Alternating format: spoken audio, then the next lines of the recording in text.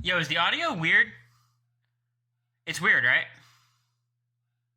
Is this fine? There's static? Hmm.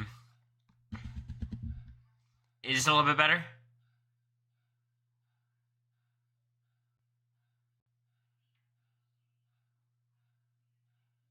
Still static? Alright. The music is static? I mean, I'll turn the music off soon, but... The same? Okay. We'll just enjoy the fuzzy music for a second.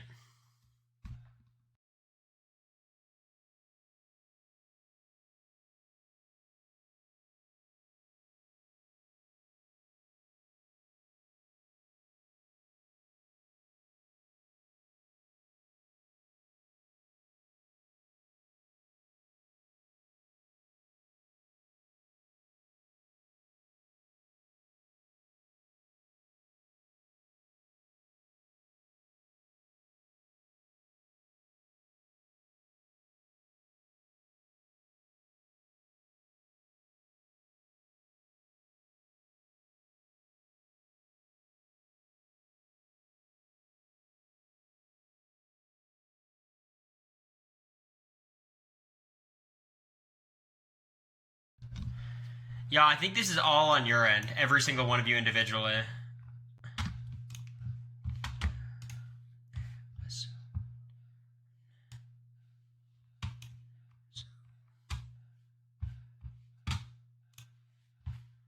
Alright, fuck it. Let's just go.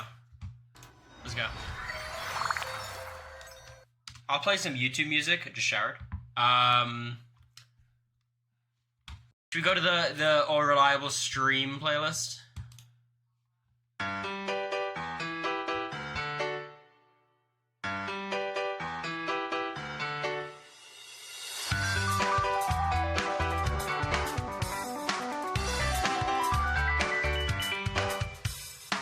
That's weird. I guess just Spotify's messed up. Flavor of Love tonight? I don't think so. I think we're gonna do this little presentation I have set up into Outlaster because I want to get a grasp on how the game works before we do the mod game on Sunday or the VIP game on Sunday. So we'll have like a main section of the stream, and then just the lifers will stay for Outlaster. Missing Toad Gasolina? Don't you worry. Actually, I'm not gonna play it. Instead, I'm gonna play this. And I've been looking for someone So loud. to put up with my bullshit. I can't even leave my bedroom, so I keep on pouring. And I ain't seen the light of day since. Well, that's not important. It's been long. This is terrible. I think this is his best cover. I like this one. And I was feeling Whitney, me and my homie sipping Houston. It always takes me a minute to realize it's Jag singing. Yeah, I think Jag knows his range pretty well. This song like is perfect for his voice. Y'all excited? I'm trying to make a lot of enemies in the Big Brother world today. Can we talk to Survivor for a second? Just for a second. I think Charlie's playing an amazing game. One of the best I've seen in the new era. It just depends on if anyone respects him and he can get jury votes, and we can't know that from where we're sitting, so we'll see. We'll see. Oh, God, we're going to make so many enemies today. I can't wait. This is what I was built for. Let me get everything set up. Thanks, JPR. I appreciate it.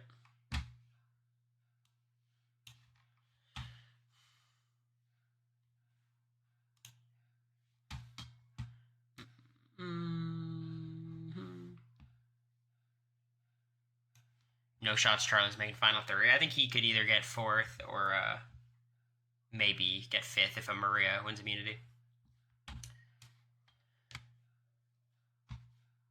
I'm trying to figure out the best way of doing this. I think I want to make the stream smaller so I can have chat open along with my little script I wrote. Yeah, you better believe there's a script. I'm going hard today.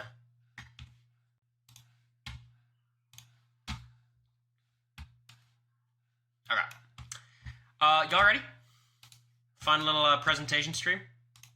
Should I wait a minute?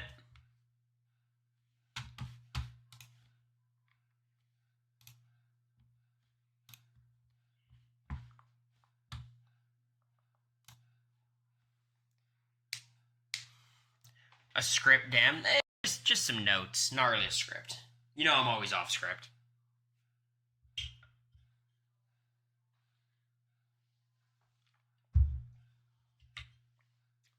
You missed the stream, and we're back. The finale of Young Sheldon and bawled my eyes out. From what I hear, the dad had it coming. That's what I've heard.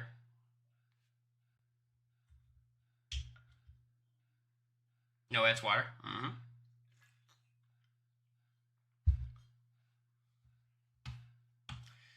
Okay, let's do it. So, let me go ahead over. Not Twitter. This one. All right. All right, everyone. Today we're talking about an issue that's near and dear to my heart. Some call me a lot of things, a master strategist, a flop, but I think everyone agrees I'm a victim. At least in BB25 I was a victim of something that a lot of house guests, even Survivor players, people in Canada, have dealt with for years now. We are all victims of returning player privilege, some more than others. Well, no. Twists? No, this is not a twist discussion. This is a very specific discussion. It is the privilege gained by returning players, especially when they're playing against newbies. Actually, only when they're playing against newbies. Now, this has happened several times throughout the history of all these reality shows. Today, we're just focusing on Big Brother US. And we're focusing on the seasons where there's a mix of newbies and vets. Maybe there's only one vet. Maybe it's half the cast. So, without further ado, let's dive into this whole thing. So, first of all, when we're talking about returning player privilege, we have to talk about why it happens. Now, does anyone have any theories as to why production wants to help returning players? It's quite a mystery. Tough one to figure out.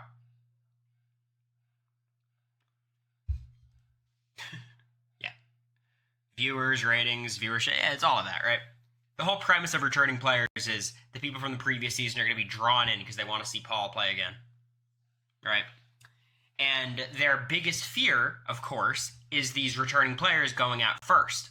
Because not only does that suck because you lose the fun player, but you also kind of put a bad taste in the audience's mouth because they're most likely to be rooting for that person going into it, right? Guaranteed fan favorites as opposed to the newbies who could turn out to be all racists. Maybe that's a factor, but I don't think that's the main factor. Also, looking at the returning players they've selected, I definitely don't think that's a main consideration. Is Suri returning? She technically hasn't played before. Suri's a very unique case. We'll talk about her. There's some other unique cases, but, you know, Suri's more returning player than she's a newbie. You know, so we'll talk about the specifics of Suri. Okay, so let's first of all talk about whether returning player privilege is actually a real thing. So I did all the math. It wasn't that hard. There's only about 18 returning players. There's 6 seasons with returning players. Season 11, 13, 14, 18, what else am I thinking of? 19 and 25. I counted Suri. So it's 5 without Suri, 6 with Suri. What about Jeff Weldon? I did not count Jeff Weldon. You missed All-Stars? No, that doesn't count. Only mixed casts. Returning player privilege doesn't exist when everyone's a returning player. I didn't skip 7 and 22. So it's 11 with Jesse, 13 with all the duos, 14 with the coaches, 18 with the 4 returnees, 19 with Paul, and 25 with Suri. So, on those 6 seasons, there have been 2 winners. Any trivia heads in the chat know who these winners are? Come on, super fans.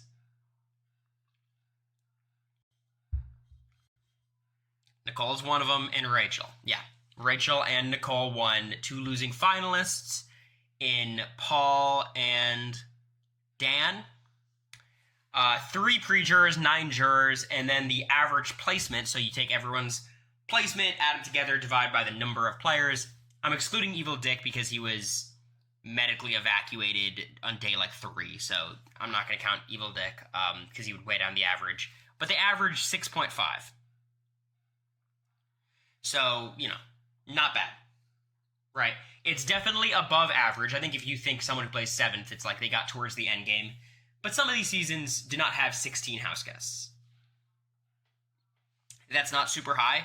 That is true. I kind of expected the number to be a little bit higher in terms of like a lower placement, like better. But I think there's a couple of reasons why that's not the case. First of all, on a lot of these seasons, a lot of the vets are playing together. So like on a season like season 13, where there's 5 vets, not all of them are going to make it to the end game, right? Like inevitably some people are going to go pre-jury. Or at least close to pre-jury. The same could be said about season 14 and 18. Like what are the odds all 4 get to the end, you know? So I think it would be a very different question if every season had like 1 or 2 returnees. Like a BB Can 12, for example. So the average placement is 6.5. The answer to do returning players perform better? My gut says yes, but the data is not super, super definitive. So it's interesting. The variance, people have placed as poorly as 12th, and they've won. So the answer's kind of. But we're going to dive into each specific case to try to get more broad conclusions of what the fuck is going on here. Let's talk about Season 11. Now, Season 11 only featured a single returnee, that being Jesse Godders. Now, interestingly, I don't know if you all are brushed up on your Season 11 history, but Jesse Godders was not the only potential returning player. There were 4 eligible house guests to enter the game. If you remember Season 11, they divided the house guests into cliques. There was the athletic clique, brains, popular clique, and then like, what was it, like the offbeat clique, like the weirdos clique? They had Cowboy was the offbeat, Jessica Eubanks was popular, Brian Hart was brains, and Jesse was the athletes. And this is the highest res picture. Shockingly, there's not high res pictures of the first HOH comp of BB11. And basically, the cliques would compete against each other, and whoever wins got their returning player to enter the game, basically. Now, this is kind of fucking goofy as hell, because this is a very physical competition that obviously was won by the brawn, the strong people clique, the jocks. So, kind of brutal here, but Jesse gets in the game. Now, the thing is, that is not the advantage that Jesse received. The advantage that Jesse received was the winner of the HOH competition was not the person who hung on the longest. The reward for hanging on the longest is you get your returning player to come in, and that person is the HOH. So that's kind of weird.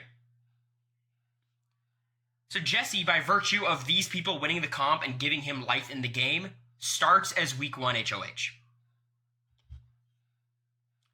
And this is a theme we're going to see all throughout every season we talk about.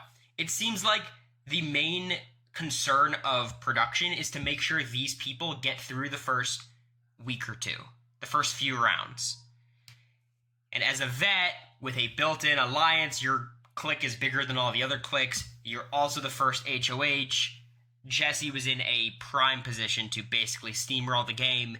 And to anyone who's seen the season recently, he kind of did. By the time he was eliminated by the coup d'etat, which America's vote is another problem that pops up with returning players a lot, but by the time it happened, it was late enough in the season where people started liking Jeff. He was kind of dominating the game. He wasn't, like, gonna cakewalk to the end. There were people targeting him, but he was in a reasonably good position and then got sniped out of the game like that. So that's why I have his 9th place with an asterisk. Because he's not... This is like a very fluky 9th place. If the coup d'etat doesn't happen, he's guaranteed at least 8th, but probably somewhere between like 4th and 7th or something. He would have made it farther, exactly. So that's season 11. It's our first introduction to mixed casts, and it's a big one. Kind of crazy. So we go to season 13, and this is one of the craziest returning player seasons of all time. Now, this season has 6 returning players, 3 pairs. It's Dick and Danielle, Jeff and Jordan, and Brendan and Rachel. Here's the placements. As you see, every one of them made the jury, excluding Evil Dick, who was medically evacuated night 1. So, I'm not going to care too much about that. Brendan gets 9th, Danielle 8th, Jeff 7th, Jordan 4th, Rachel 1st. So 5 of the 9 people who made it jury were returning players. This is probably the most successful returning player season. And there's a lot of reasons for that. The design of the game is there to help returning players. So let's go into each and every problem with this season. So, first of all the house guests were forced to pair up, which is very obvious for the Jeffs and Jordans of the world. They're already a pair, same with Brendan and Rachel, Dick and Danielle. Actually, probably a much more complicated situation. That might be a disadvantage for both of them. But all the newbies have to pair up randomly with each other, and they've just got to hope the person they paired up with is a good person to pair up with. But also, the nature of the season is whoever's... Okay, this is a crazy twist. So everyone plays in pairs. So when you win HOH, you have to nominate another pair. Right? So, you don't make 2 nominations, you basically make 1 nomination. Which made the season fucking boring as hell at the start, but that's how it worked. And whoever survived the vote that week, say they nominated Jeff and Jordan's voted out. Jeff was then safe until the final 10. That's the golden key. If you survive the block against your ally, your pair, you basically were safe until jury. Which is crazy. But the nature of that means for all these newbies, they turn on each other very quickly. Because there's real incentive to going on the block and surviving against your pair, but all of these other people are legit family members. So that's one problem. There's also an inherent problem of having 6 of the, 14 house guests be veterans. That shit is wild. Because, as we'll talk about, in every single season where there's returning players, the returning players make an alliance. Every time. And every time the newbies make an alliance too, and every time that alliance fucking flops. Every time. And when you have an alliance of 6, especially where, Brendan and Jeff and Rachel and Danny Donato, these are real-ass competitors. So they basically enter the game with a strong majority alliance. It's basically how this season panned out. So that's just the, structural stuff that is, leaning towards the vets. Not to mention you got someone like Adam, who's, a total simp for the vets, and, there's certainly different characters like that. Thank God for Danielle. Without Danielle, this season just becomes a steamroll. Jeff probably wins. Maybe somehow Rachel's still able to win the comps, but Danny is, the only vet to fully turn on the other vets and just, say fuck it. So that's the structural problems. Now we talk about the twists. So, the first 4, the first 4 evicted house guests were Keith, Cassie, Dominic, and then Brendan.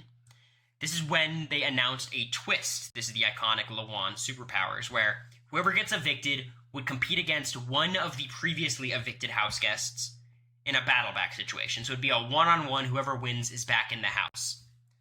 Now you might be wondering, how did they determine who would compete against who ended up being LeJuan, who was evicted in week 5?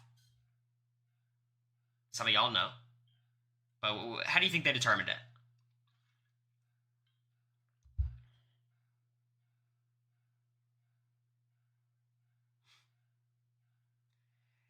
It's America's vote. Yes, America got to decide between, again, Keith, Cassie, Dominic, and Brendan, which maybe Dominic had a little bit of momentum, but this shit was always going to swing in the favor of Brendan. Come on. It's a pre-established fan base. It's pretty early in the season. He had just gotten evicted. So Brendan gets a one-on-one battle back opportunity against LeJuan. And also, I believe, and this is just me kind of putting on my tinfoil hat, I think the whole idea of the golden key twist, basically when you get evicted, when your partner gets evicted, you're safe until jury, was just to make sure that the vets made it. Because even if one of them got evicted, the other one would stay, right? That's my instinct. That's my prediction of why they did that. So, someone's able to make a move. They're able to get Brendan or Rachel on the block. They get Brendan evicted. But unfortunately, the battle back makes it so Brendan comes back, gets to sit against Rachel again on the block, and then he goes home at 9th. So I think he ended up going home 11th and 9th. Much like, our boy Cameron Harden.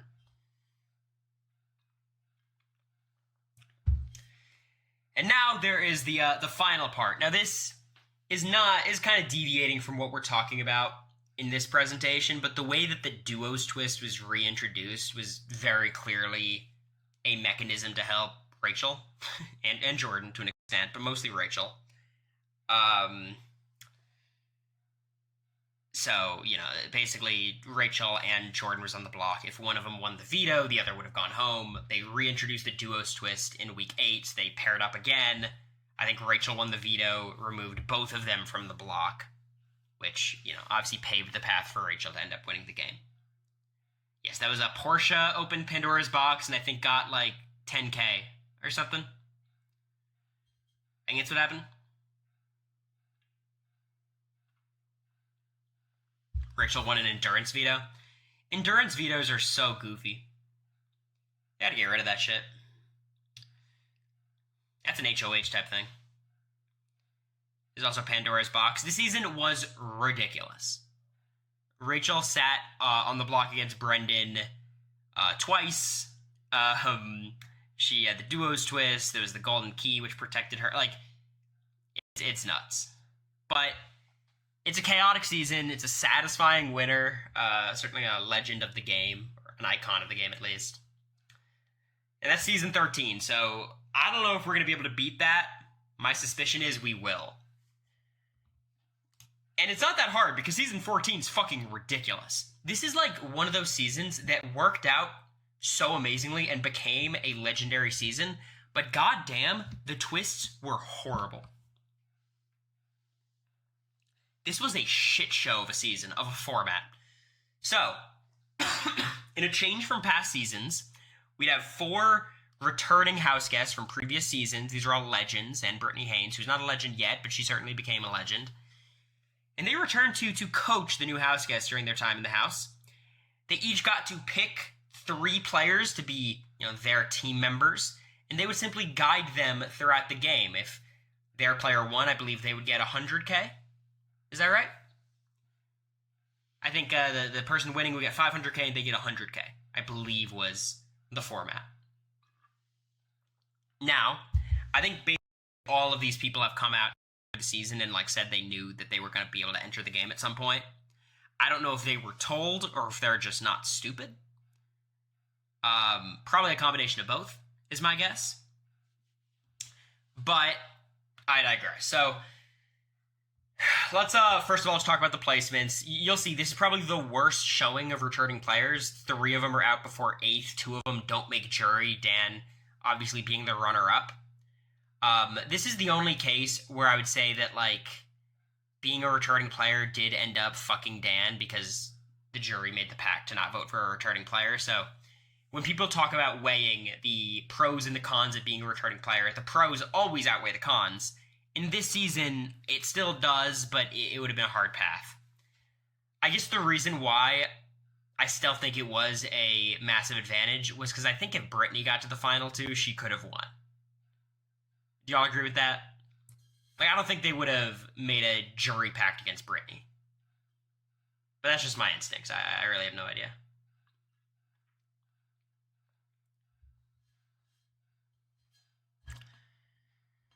Okay, so Janelle gets 12th, Boogie 10th, Brittany 8th, Dan 2nd.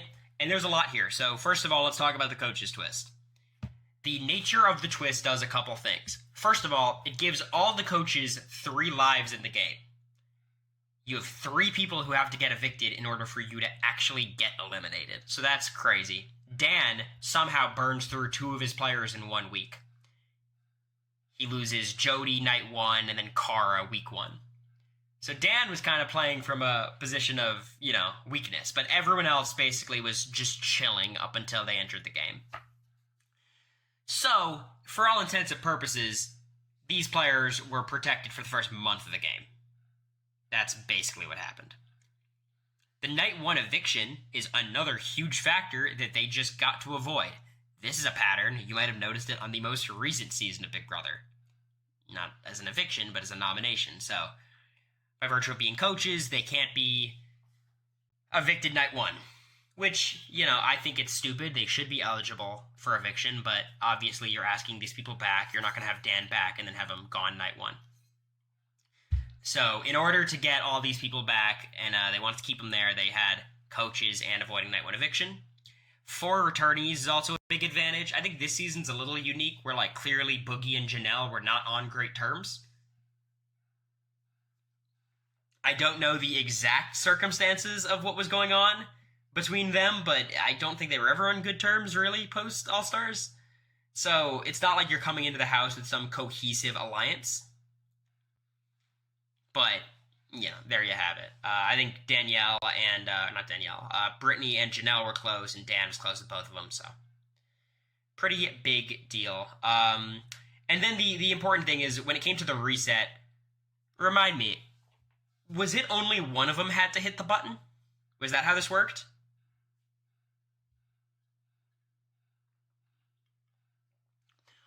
So, obviously it was going to happen. I believe Boogie is the only one who didn't press the button. But that's still ridiculous, right? This was an insane twist. This whole thing of trying to convince us they would be coaches. I think everyone saw through it. It protected everyone until day 28, and then immediately after it ended, Janelle was evicted. I think Will was evicted, and then Boogie. So, I firmly believe if there was no coaches twist, two of the first 3 or 4 people evicted would have been Boogie and Janelle. So season 14, iconic season, great season, also twist fucky season, and I think Dan's theatrics often hide the fact that he had such a massive advantage going into the game, and because he kind of blew his advantage in those first, 7 days basically, we don't hold as much of an asterisk over him, but this shit was ridiculous. What do you guys think? Do you think season 13 or 14 is more fucky? I think probably 13, just because there's 5 returnees instead of 4, and they all know each other. But the coach's structure is a little bit more ridiculous. It's a lot more transparently bullshit, but I do think 13 is more fucky. Now we move on to season 18, and I think season 18 is the purest form of returning players. Season 18, I think, does an interesting job, and the way that they try to give returning players advantages, I think, is really interesting. Now, I think what is important to understand is, look at these 4 players. It's Janelle, legend of the game, Boogie, legend of the game, Dan, legend of the game, Brittany, massive character, people loved her. Here, you've got Frank, who is a AFP, Nicole, who is like a rootable underdog, in 16, James was a comic relief, and then Davon was the second person evicted of 17. So I don't think production had much of a vested interest to make sure all of these people made it to the end of the game. I don't think that was a big deal. James is also at AFB? Yeah, on 17, you're right. So the placements, Frank gets 12th, Davon is 11th, so she does make the jury, James is 3rd, Nicole is 1st. It's a random group, it's a very random group. Now, how do y'all think, for those who remember BB18, how did they protect these people? Does anyone remember?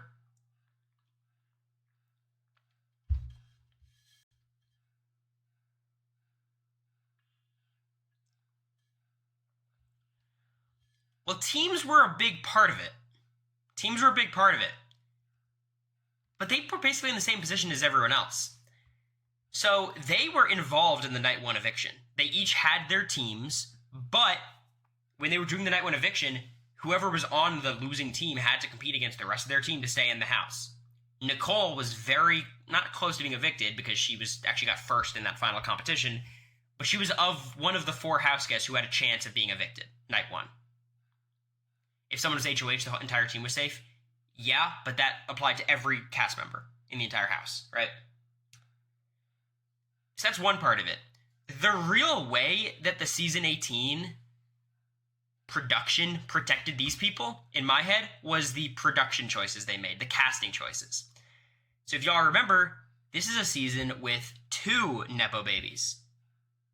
I think it's the only season with 2 Nepo babies outside of BB25. There was Paulie Calafiore and Tiffany Russo. Paulie, we know, had a relationship with Nicole and had a relationship with Davon.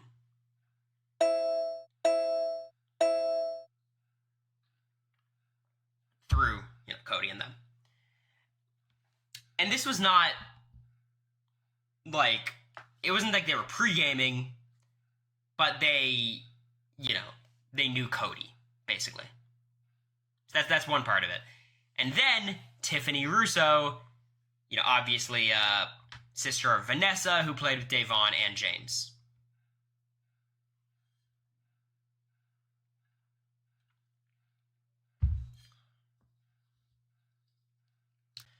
Red Wings, I believe it was through Cody somehow. I might be mixing that up, because it might have been Davon having a relationship with Cody on All-Stars because of her relationship with Paulie via the challenge. So maybe Davon and Paulie didn't have a thing, but I know Paulie and Nicole talked about they had a thing, right? Because Nicole and Cody were close in their season. And then obviously the season 17 people had a relationship with Tiffany.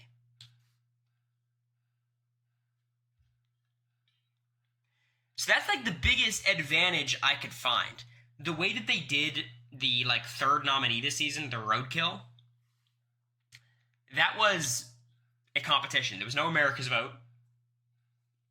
Paulie and Davon hated each other in 17. Yeah, but that wouldn't say yes or no to their relationship. It's not like James had a relationship with Tiffany. It was just that kind of connection going into a house is a big deal. And Frank was on his own. Yeah, good.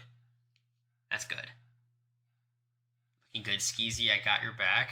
Oh, sorry, you don't want to stick around 2 slides from now. This season was just bad. I think this is a good season. This is fun. Yeah, Frank's the worst. Frank is the worst. So season 18 was pretty fair. I don't have too many notes. I think they did a good job. And I think when you watch the season, it doesn't feel like a returning player season. And maybe that's because the players they chose were, not very good. Nicole is an excellent player, top 10 of all time, but the way she plays the game, she's not going to dominate like a Paul or a Dan or someone like that. So it kind of felt like a normal season with just some returning players. Now we go to season 19, with the return of Paul Abernaheim. Is that the correct pronunciation? And this was fucked up. I think this has to be the most unfair season they've done. I think so. But we'll see. We'll talk about it. So Paul, of course, comes back, the sole returnee. Technically, they were not confirmed to come back until the premiere finished. But let's be real. It was always going to happen. So just to remind you all of how this works. All these players walk out into the Garden of Temptation. That was the big twist this season. It was the Den of Temptation, where Jessica got the Halted Hex and Christmas got the Ring of Replacement. All this kind of shit. So, the way that the Garden of Temptation works is all these house guests are sitting in these little pods, and they get to decide whether they are going to take a $25,000 prize for some punishment. Ooh. I don't know if they knew. The punishment was sitting out of the HOH comp. I don't know if they told them that, or if they kept it vague, but that was the punishment. So, obviously, someone's going to take $25K. We have not seen Big Brother give out $25K like this, ever. That's, not a thing. So, of course, someone does. Kevin Schluber takes it. And this... It's anonymous. And this begins what they call the first player swap in Big Brother history. A player swap, right? So, Paul is entering the house, and Paul has to take the spot of one other house guest. Now, That would be crazy if it was a competition where they had to remove someone and insert Paul. But instead, they made it even more fucking weird. So, of the 16 house guests, Paul got to select 8 of them to give friendship bracelets. Now, I think there is a lot to say about, like, the psychology of there's only one returning player from the previous season, which all these people basically were recruits and they've only seen BB-18, and Paul was, like, the star of BB-18. And then Paul is the only returning house guest and has, like, branding around them. Like, friendship bracelets. Friendship was their whole, like, shtick. That's a part of it. I can't really quantify that, but that's crazy. But Paul basically got to choose 8 of the 16 house guests to protect from the night 1 eviction. So already, you basically have the power of the first HOH, where you get to make 8 allies. And for the 8 people you don't select, I don't think they're really, like, gonna antagonize you. And they certainly didn't. I mean, in that group that was not protected was, like, I think Josh and Christmas and Alex, like, all these people ended up, working with Paul. The list, so Paul picked Kevin, Raven, I'm looking at the list, Dominique, Mark, Jason, Jessica, Ramses, Elena. And he ended up working with everyone this season, but, like, obviously in his power structure was Elena, Mark, Jason, Dominique, Raven, Kevin.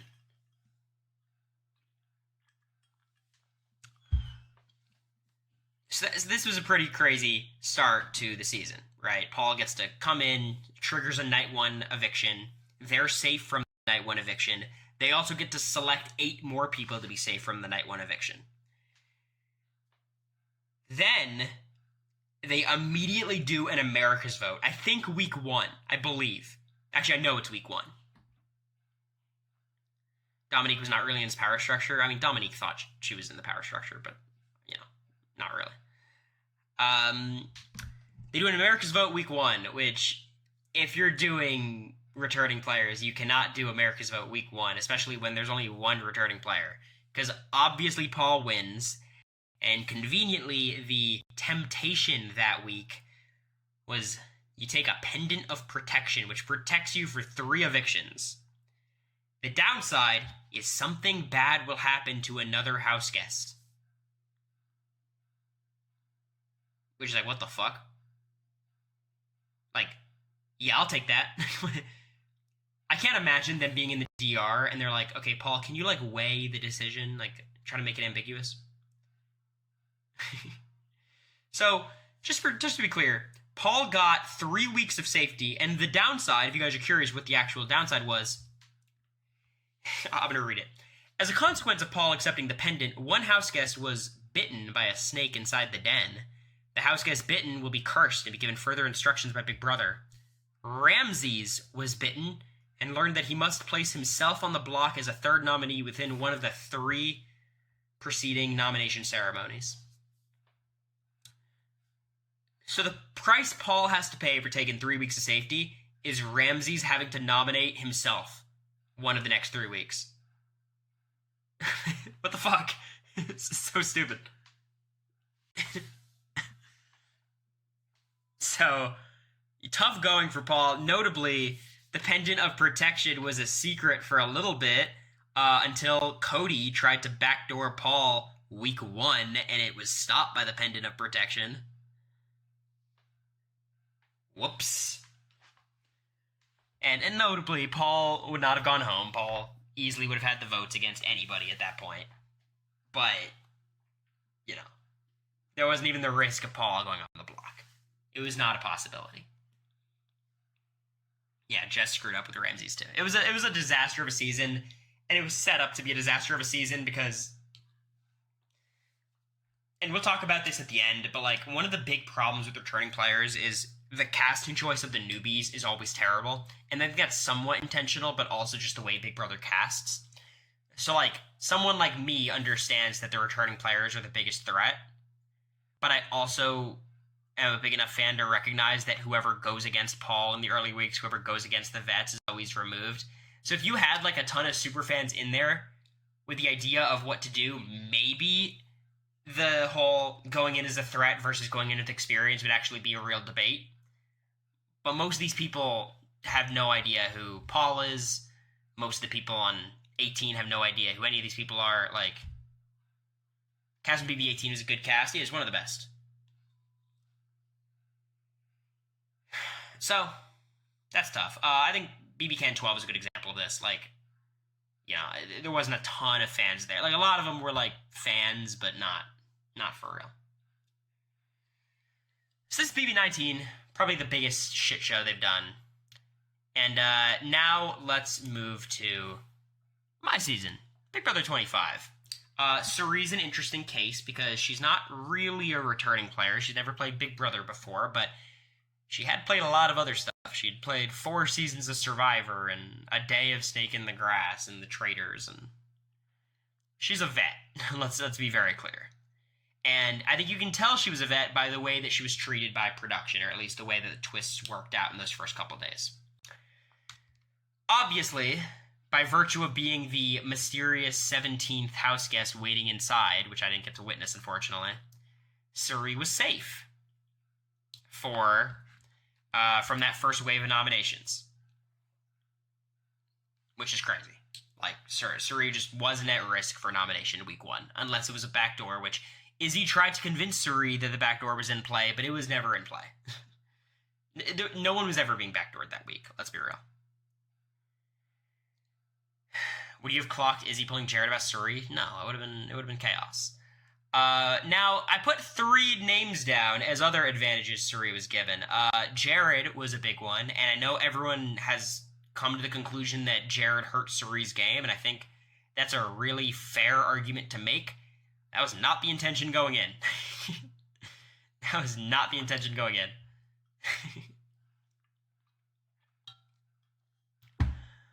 So Jared clearly was an advantage to Cirie going in, and it didn't pan out that way. But it was an advantage. Obviously. And in the beginning, it helped Cirie a lot. Knowing that house, I don't think Cirie would have had a problem making her structure without Jared, but Jared would allow her to be a lot more precise in how that structure played out. Then there's Izzy, which, this is obviously all speculation. I have no idea, truly, but it certainly feels like this was an intentional casting choice. And I think to a certain extent, I might have been an intentional casting choice too. It's very ambiguous when Cirie was inserted into the casting process. As far as I understand, Jared was in the normal casting process and Cirie was a last-minute addition. I find that slightly hard to believe, not from Jared or Cirie's perspective, but I'm sure the show was always hoping for this thing to happen. You have to imagine. Can't you just ask her? I'm talking about production, not her side of things. And I believe Izzy talked about Cirie in her casting, or at least she talked about being a huge Survivor fan, and they knew that about her. So I think that was a choice that was made. Then, all of a sudden, coincidentally, you have a sibling of a Survivor for the first time. I guess since Russell Hantz. I think Willie was a cousin. Or maybe, no, he was a brother.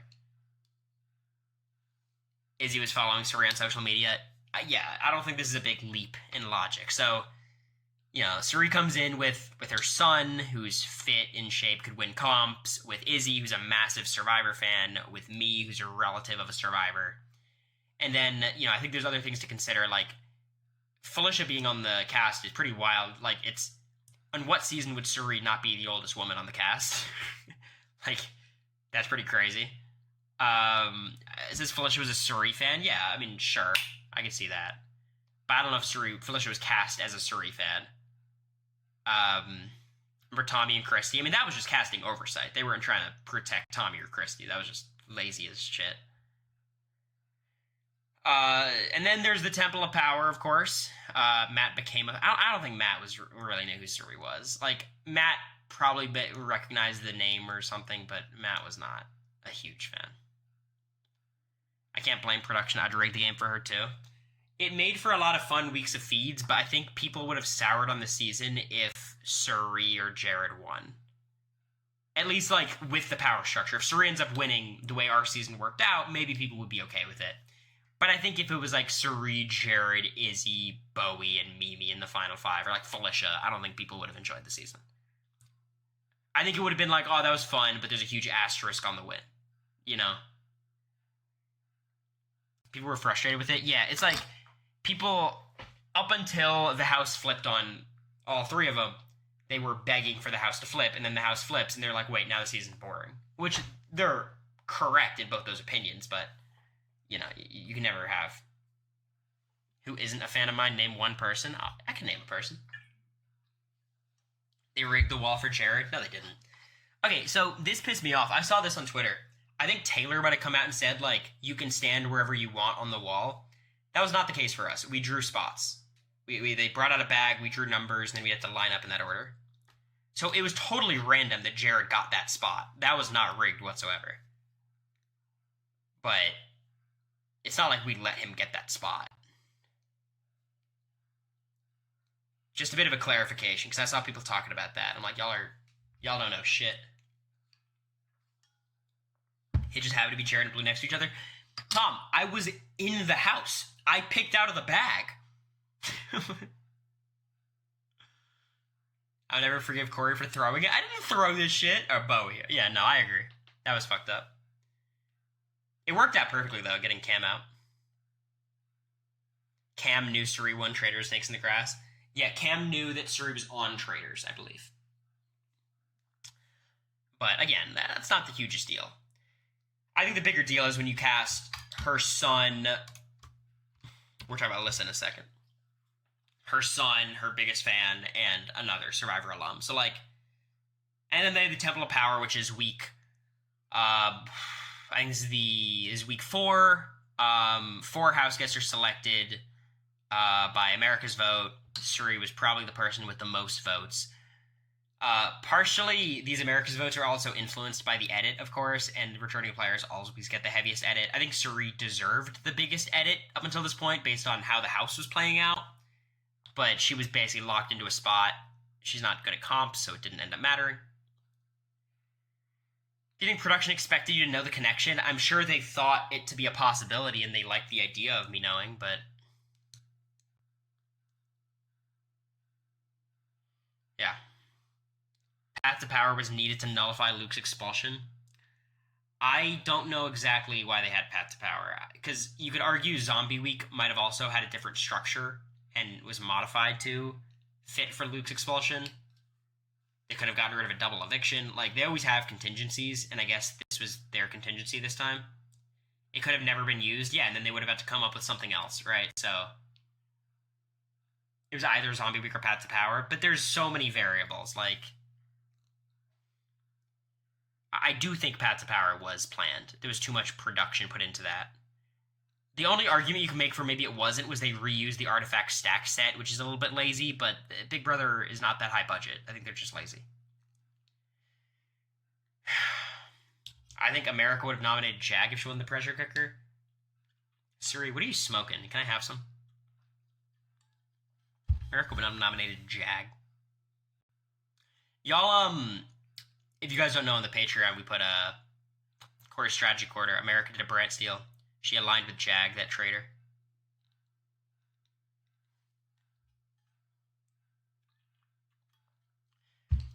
Zombie Week was intentional for Survivor premiere. Yeah, they had one less episode that week. But maybe, I don't know. I have no idea what they were going to do. I think Suri had a lot of advantages going in.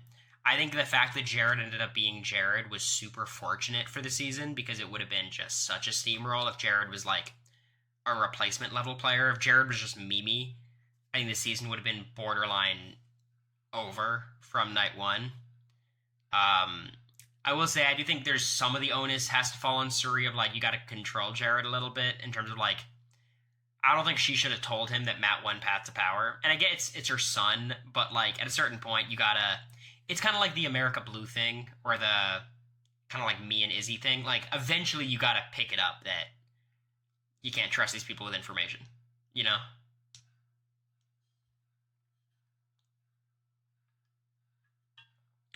And I think Suri ultimately was a victim of her own decisions. She made the decisions that allowed Week 6 to happen in the way that it did. Her getting rid of Red was probably the biggest mistake for me, but even getting rid of Heisem when she did was a silly decision. Getting rid of Riley over Cameron was a disaster. Like, I think she made the wrong choice at every turn, and only by the grace of her legendary social game and Suri being Suri, was she able to still salvage it into a good position? But Jared and Izzy were able to ruin it, mostly Jared. So, let's talk about another one. This is the last one, and I was debating whether I should include it, but I think I will, because this was a crazy twist they did. So I know a lot of you are not the biggest Alyssa Slater fans. Neither am I, truly. Maybe I'll meet her one day and she'll be a wonderful person. But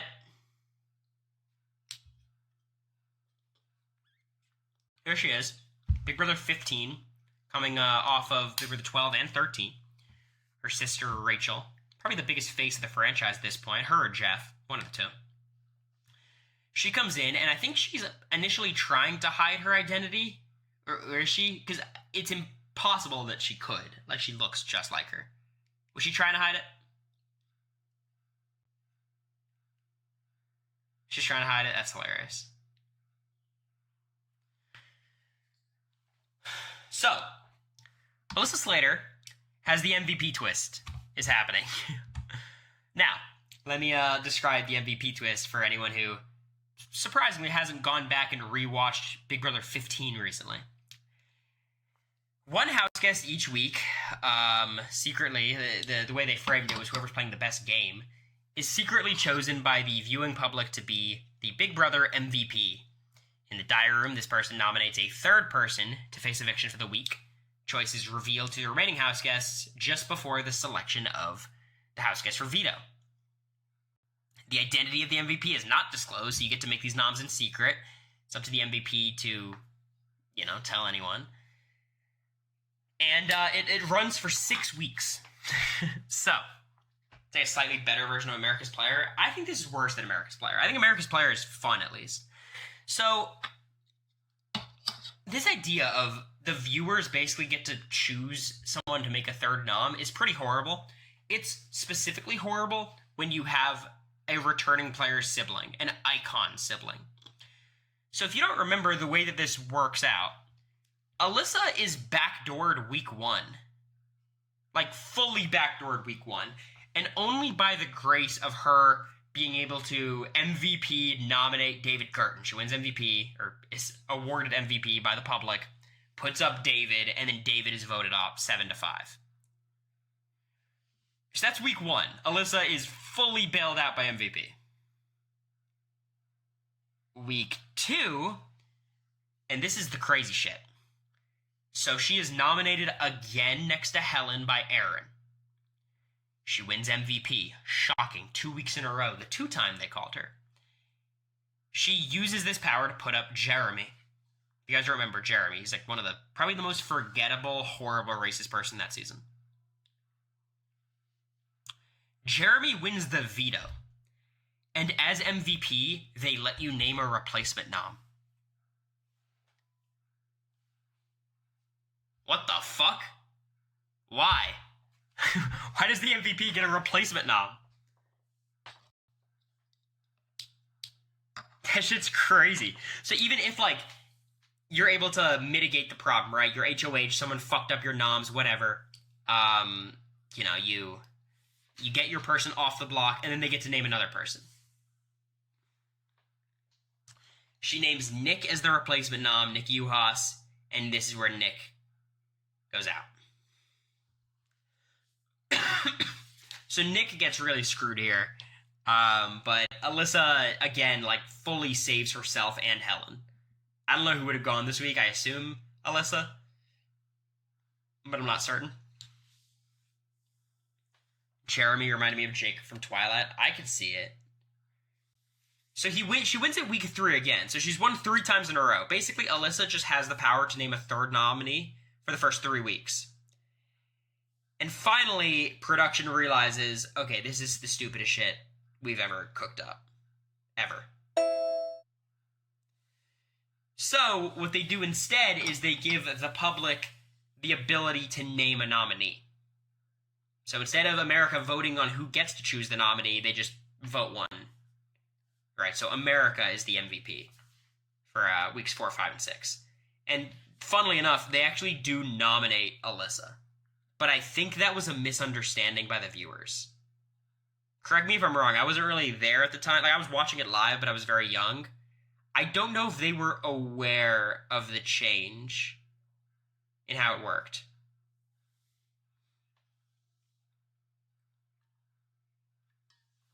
They thought they were voting MVP? Yeah. So, ridiculous turn of events. It's a very interesting season strategically, a shitty season in every other way. This twist is ridiculous. Alyssa would have been evicted week 1 probably, but she survives by the grace of America. Probably goes week 2, but survives the grace of America. And then they have to change the twist because it's just too broken. So, my conclusions. I'm just going to read this out. Shit is pretty rigged in the early game. The biggest advantage is experience, and generally the players picked to return are pretty competent. Basically, like, they're picking players who got far, usually, so they're not horrible. Any group of returnees will always work together and be more cohesive than the newbies. That's mostly because the newbies are fans of the returning players, and also people like me are smart enough to not go against the returning players because that doesn't work out in these shows. This is compounded by the fact that most of these newbies had never seen the shows before, especially when it's someone from a show that you're not even on, right? Someone from Survivor. There's no expectation that you watch these seasons. These people do come in as threats, but the season's format usually protects them long enough for them to get their footing. Overall, it's a massive fucking advantage, unless I play against newbies, in which case I overcame all the odds. Which is true. Because I'm coming in with such a massive target on my back. The fact that I was able to survive it, unbelievable. I will say, though, like, going into a season, I think it's pretty hard to not play the victim as a returning player and be like, damn, it's so hard. Everyone knows my game. Everyone's looking at me. And, like, if I were to get cast on, like, a BB-18 style season, I would feel super scared going in, but objectively, it's just a huge advantage. Like, a huge advantage. But I do understand why returning players don't feel that way. Like, they feel like they have to work so hard to survive. But the reality is you're just so much better than everyone else at that point. Do BB-13 and bring back Americory and Bay Day. I don't want to go on a season like that. If it's pairs and America and I are on the block, I'm just gonna get evicted immediately. You know, like, I don't need a great landing spot, but when Cam is one of the other returnees, Cam would not do well on a return. The only players who I think could realistically be asked back and do okay would be, like, I think I would do fine. I'd probably be middle of jury again. I think Jag might be fine because he's friendly. Suri would do well if she got asked back, but that's about it. I think Matt would do well in a return unless he was just shunned by the other alum, which I don't think would happen.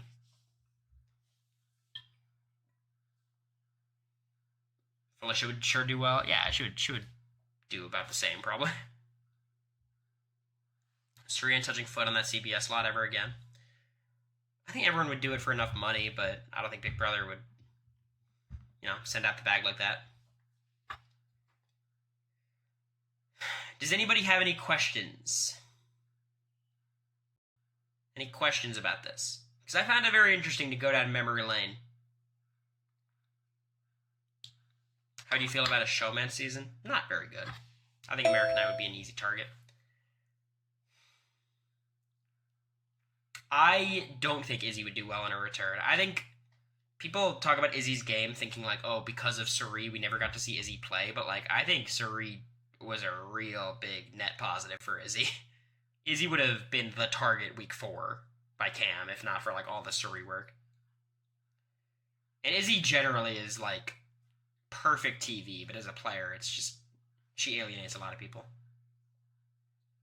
Did this also cover BB Can seasons? No. But BB Can is probably worse. The way they do it.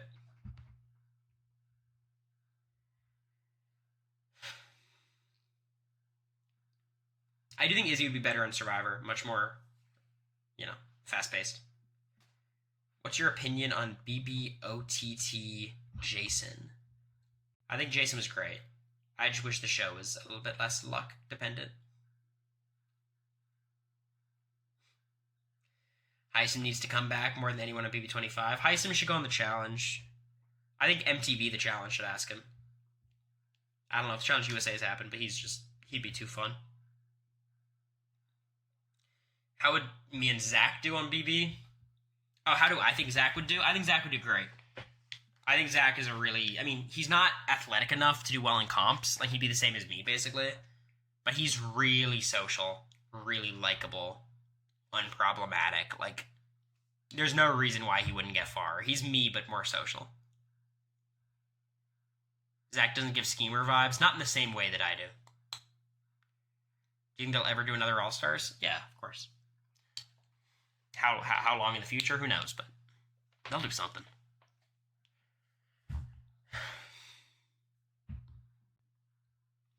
Charlie on BB would be cool to see. I don't think he would. He'd be boring as hell. Like, Charlie is too intentional about the words he says and the actions he does, which makes him an incredible player and boring-ass feeds, I think.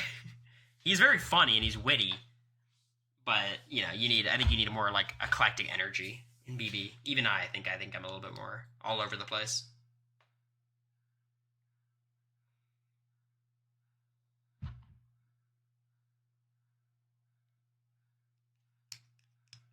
Any final questions before we just do this Outlaster thing? America could do well in her attorney season like Franzel. Yeah, but America will never play like Franzel. Like, I think America, if she came back, her goal would be like, I feel like she thinks she left so much on the table in 25 that she would want to do so much, where she'd either do really well or flame out. But I think her main priority would be like doing some stuff, winning a comp, making a move, I think in BB25 she was trying to make it far and like, because it's a once in a lifetime opportunity. It's so scared of getting evicted week to week. Who would you pick as captains like BB18? From what? Like the past few... Tiffany Mitchell is the obvious one. You definitely ask Tiffany. Taylor, if she's willing to do it, but if we're not doing winners, maybe like a Michael Bruner, but he was a little bit boring. From our season, again, it's kind of slim pickings. I think I'm one of the better candidates, but I think Cameron is... I'm not going to say they should pick Cameron, but I think he would make more sense from BB casting, America, you guys just know how they edited America and, like, how they... I hope. That'd be awesome. I'd be glued to the feeds. Kylan. Yeah, I just don't know how many people you want from 23. Like, realistically, I think they would do something like Tiffany and then, like, Derek X. Tiffany... Derek X, then like Michael and someone from 25 or 26 or something. But I think Tiffany is the obvious one.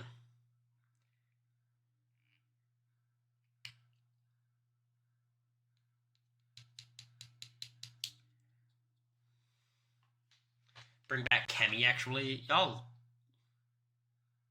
don't live in reality. Hey, see you, sorry. Have a good one. Turn off advantage spawning? Why would I do that, Mike? Isn't that the fun?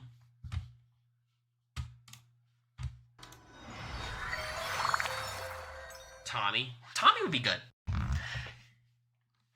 Look, I think the problem is, like, when they do, like, a BB18 style, like, it's different. If you're trying to do, like, BB14 versus 18, if you're doing 18 as people who, like, made a big splash but didn't make as far as you'd want, like, then you would get, like, an Izzy would be fun. Izzy, Derek X, or, like, even Joseph would be fun. Izzy, Joseph. You could put Derek X, you could put someone like that, and then, like, that last spot could be Tommy or someone.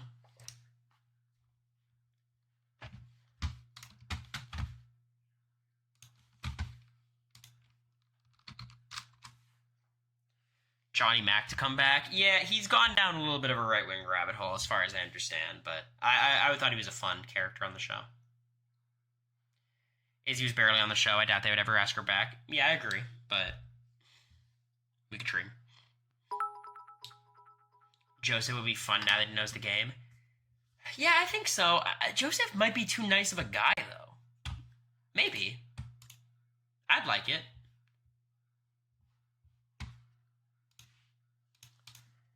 But I think Joseph, like, on the feeds, he was very funny, but he definitely wasn't drama. You know what I mean?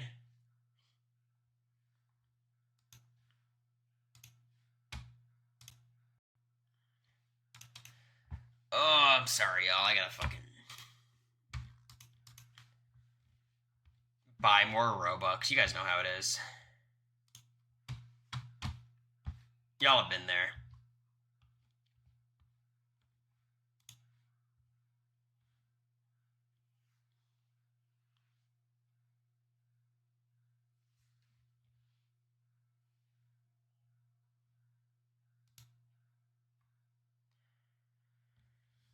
Do you think Danielle Reyes on Survivor?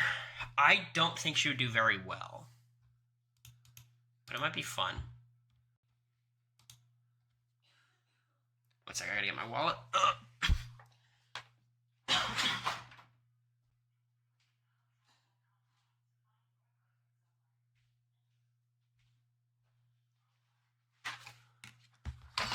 Boom.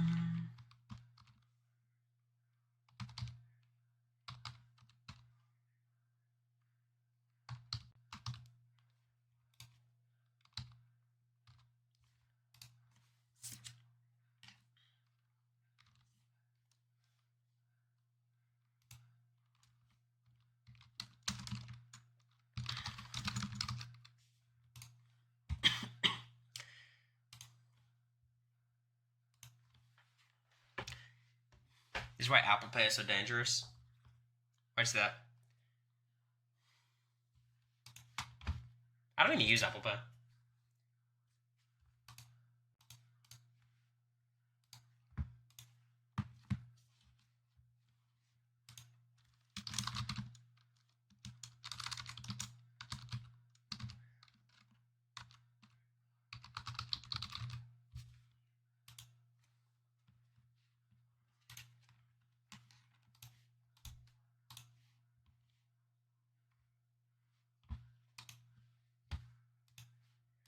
Okay, my server's set up. Do I have to do any different settings, or do you think it's fine?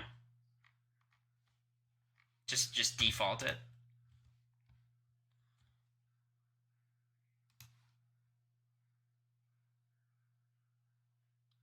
In game.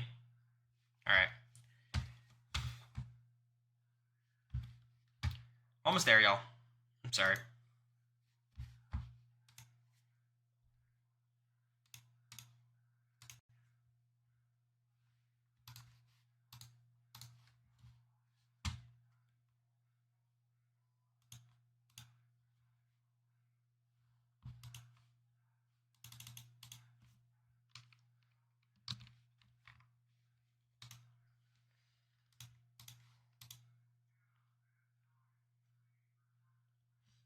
Should be fine for now, but once you enter the game, you change things. Got it. Alright, well. There it is. Have fun.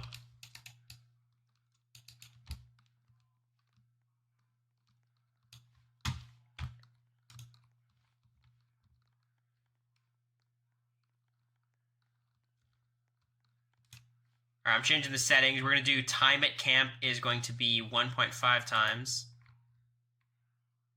Redemption comp. We hate redemption. We're going to combine teams early because pre-jury is a little bit boring. Do I want to be the host? No. That's cool. I could be the host later. Finale points. I don't know what that is. Advantage spawning. That should be off. Should advantage spawning be off? Why do we say that?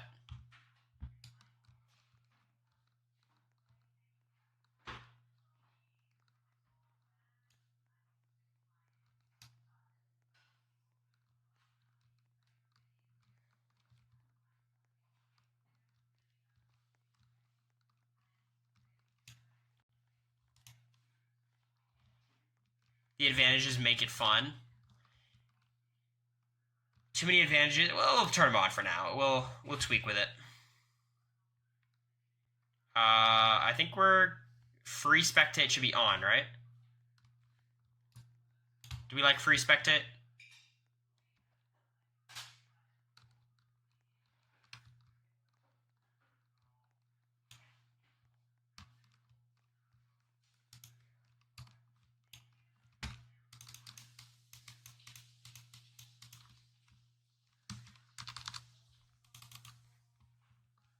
Just do /start when you're ready. Go.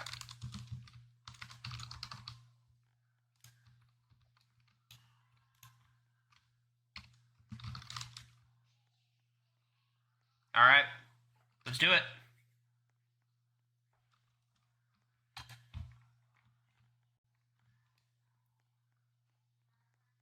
Let's do it.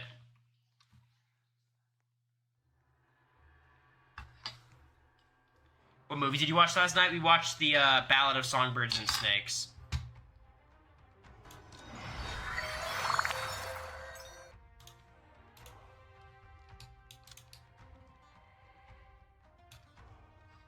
Boring movie, I said it. It's based on a boring book, so, you know. I think the movie was fine. It was the only movie that felt like it was from a book. You know what I mean? Did America hate it? Yeah, I don't think she liked it, but she did say today she wanted to read The Hunger Games, so maybe she's hooked. She also can definitely hear everything I'm saying.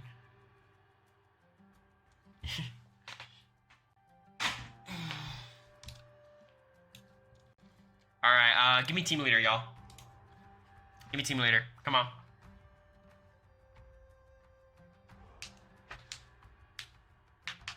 This is gonna be interesting. I've got to figure out my my politicking for who I want to pick. I need good competitors mostly. Let's ride with Steel. I haven't worked with Steel in a while.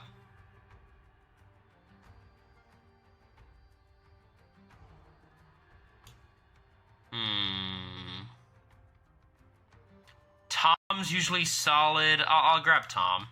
It's gonna be the boys' tribe.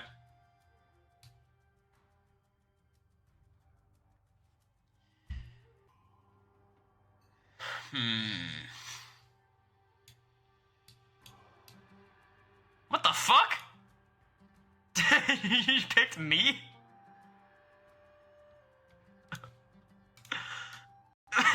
What?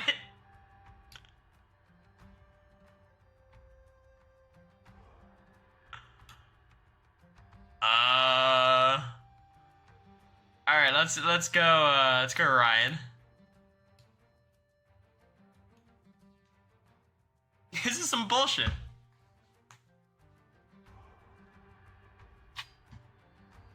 And then the last one, let's go, I don't know, Cheetah. Let's go Cheetah. I also think I'll pick Alpaca. I don't think this tribe's good. I think we're gonna get kind of smoked. Tay's alright, We Dog's alright, Angelina, maybe we have some people. I do feel like on this tribe, I'm kind of at the mercy of Angelina, though. Yeah, shout out F-Clock. Picked last trauma. That's good. At least it's not a Wanda situation.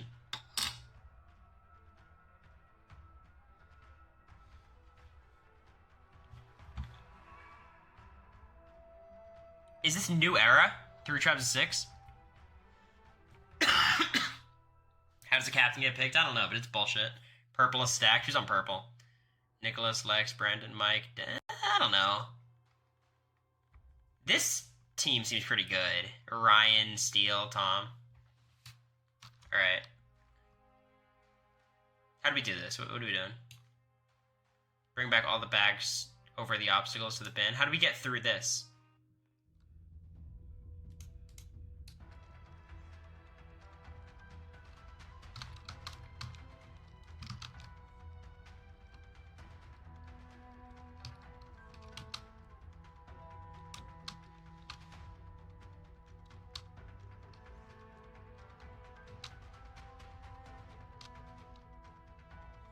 Alright, there's only one more, y'all.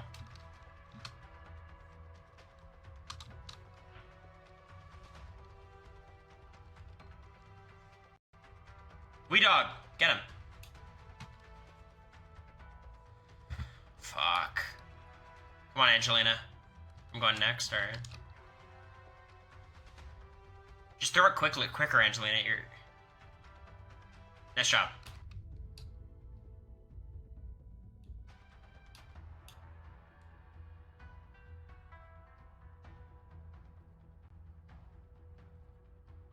How do I stop it? Oh my god, I didn't know that's how it worked. Oh my god. Alright, we're still tied. Just, you can't go down. Once you start throwing it, it just goes, okay?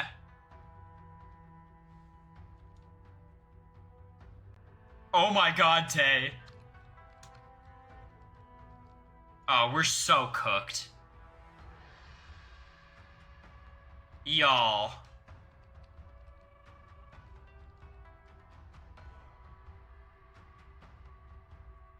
Nice. We're way behind, though.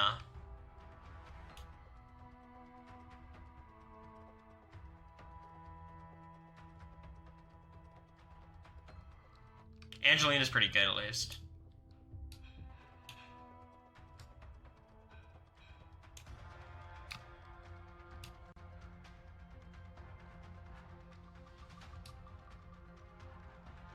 Swap me out. What is it doing? Why doesn't it swap me out?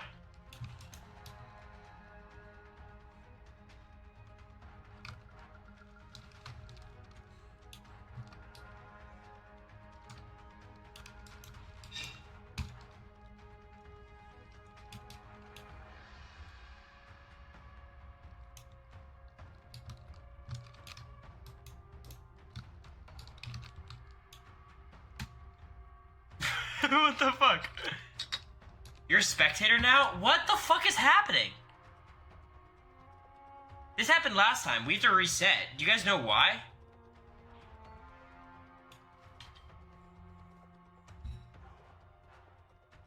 This happened last time. I gotta fix this. Alright, we're resetting, y'all. If you're the host of the game, you can make the game faster. Yeah, but I don't want to be the host. That's fucking lame. Does anyone know how this works?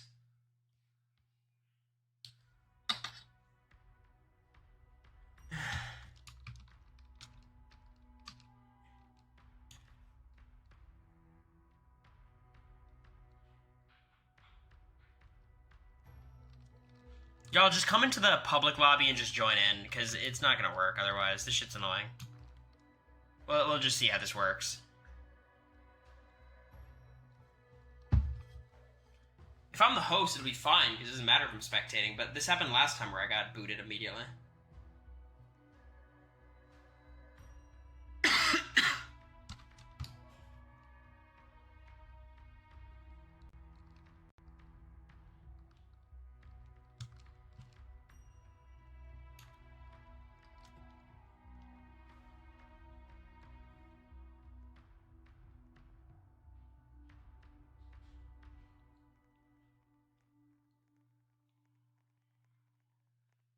Alright, well, I don't know who's in this game.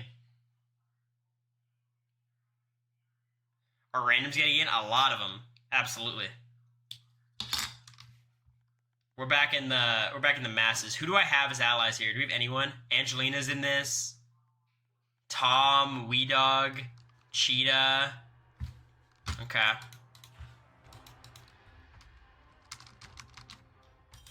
I'm gonna laugh if it's just Cory. I would like it to be just me.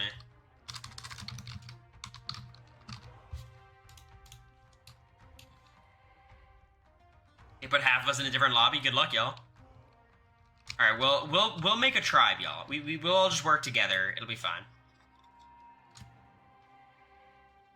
Well, everyone was in the previous game. It was just a private lobby.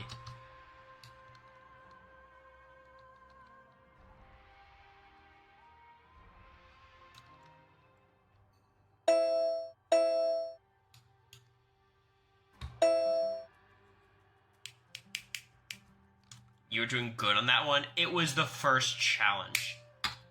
All right, everyone vote me. We'll make the stream team. We'll make the stream team. This will be good. If anyone finds idols or advantages, they're our idols and advantages, okay? Lame. Nothing I can do. I'm sorry. Alright, let's get Angelina involved.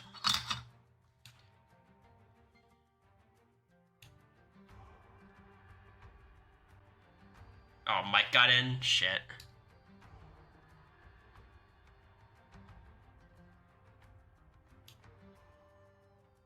Can we show eviction notice on Sunday? No, we gotta mix it up. I think eviction notice is getting a little old. Y'all gotta practice. Oh, they sniped Parvati? Brutal. We'll take steal. We need a first boot.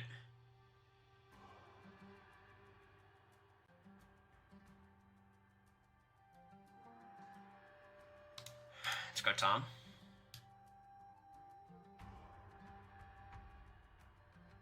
Ah, they sniped Wee Dog.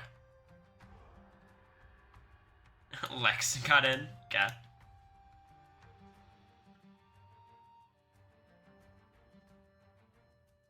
Oh god, how is this game getting so big? Oh god, this is gonna take 8 hours.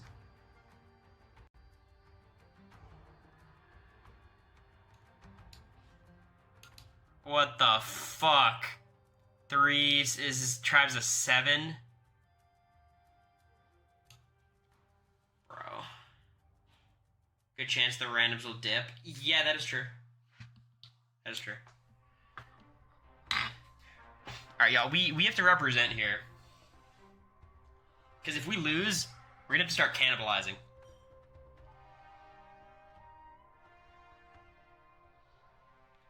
Do marbles to decide who plays VIP, maybe? It's too much of a crapshoot otherwise. Yeah, we could do that, but the problem with that is, like, it doesn't work. Like, so many people are gonna play marbles who don't want to play the game.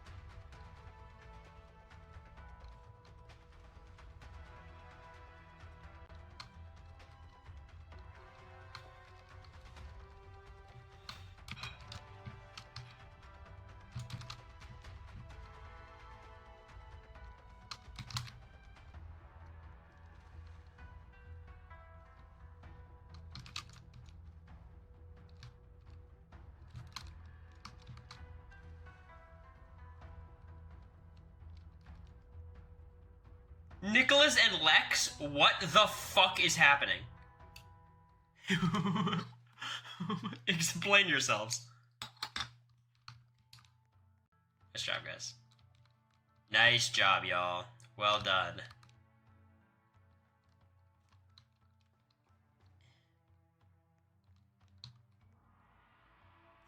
This is cool. We're in the savannah.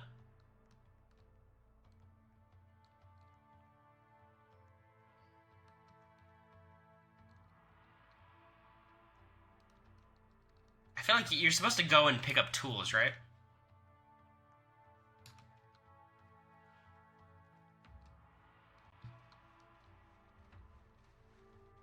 Am I allowed to make fun of the other teams? You can do whatever you want.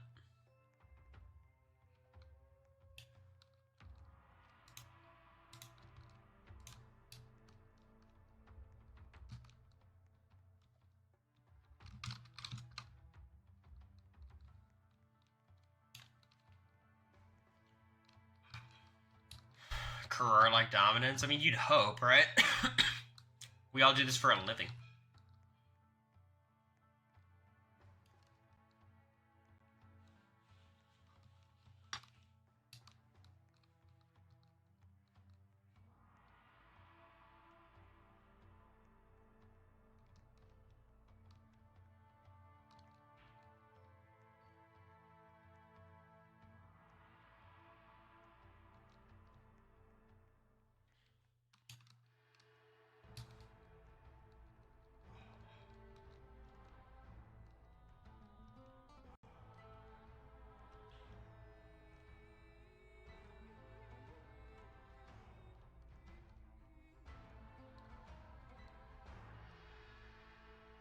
I forgot how long Outlaster is. This is gonna be 6 hours.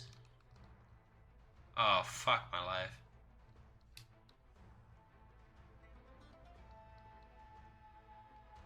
Yo, who on the tribe has an idol? Be honest. Entire red tribe left? No, they're all there. Oh shit, Queenie's in jeopardy here?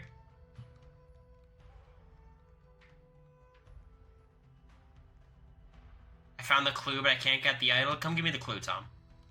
Oh man, I'll figure it out, don't worry.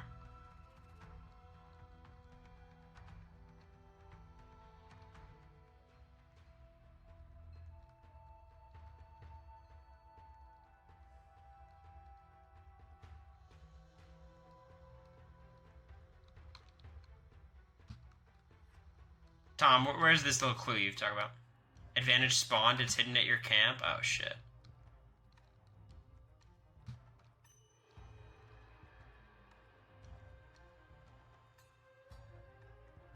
Oh, shit. It's time to go.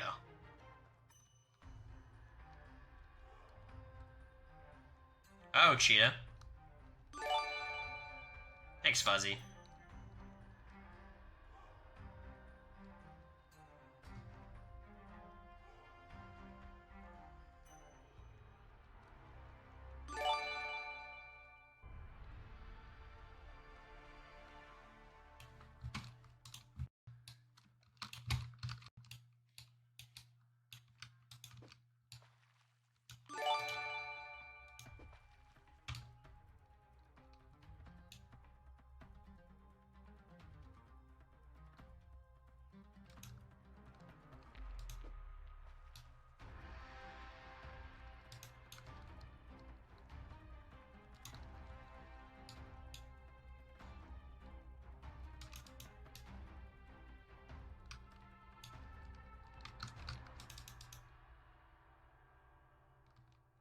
You should grab a fish.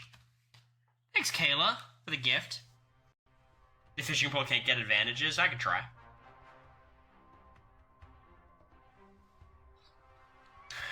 Did you get it, Tom?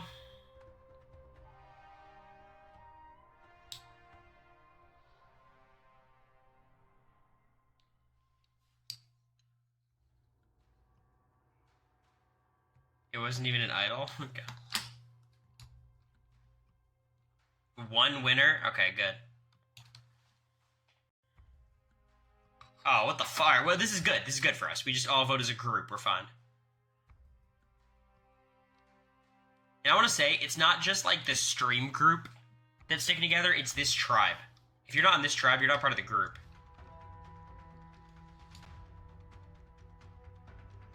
Mike, what the fuck?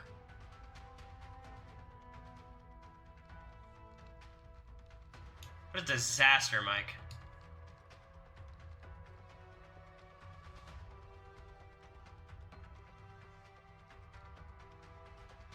We dog. Take it from him. Oh my god. Good work, Angelina.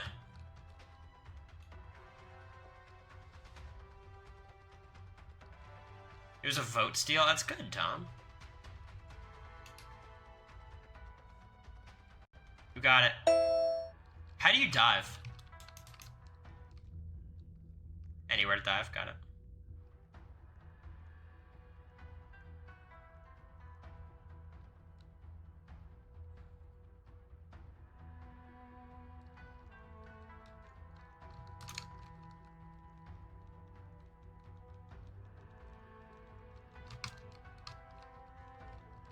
Shit. Tom. Careful with that, man.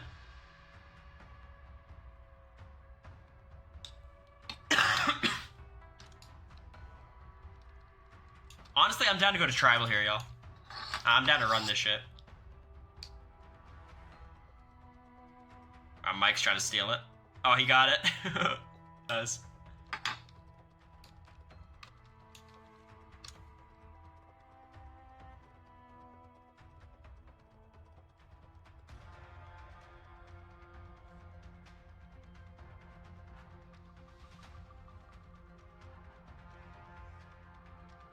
I'll get Parvati go. Wee Dog stole it from her.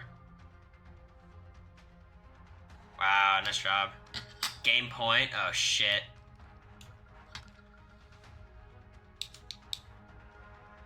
Charlie throwing challenges. I'll throw everything.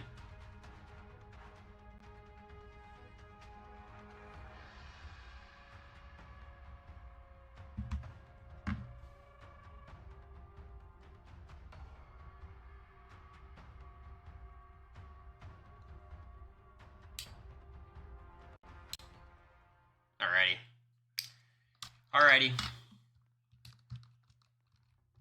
We're going to tribal.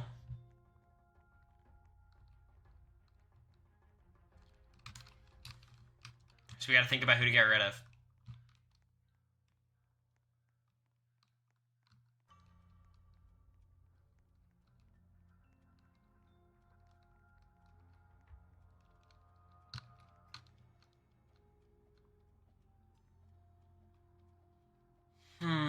Anyone on red?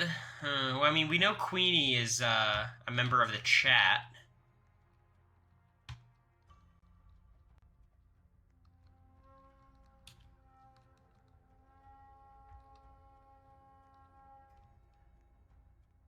Brandon's also in the chat. Interesting. It seems like Mike is trying to protect Brandon. I don't know if I like that.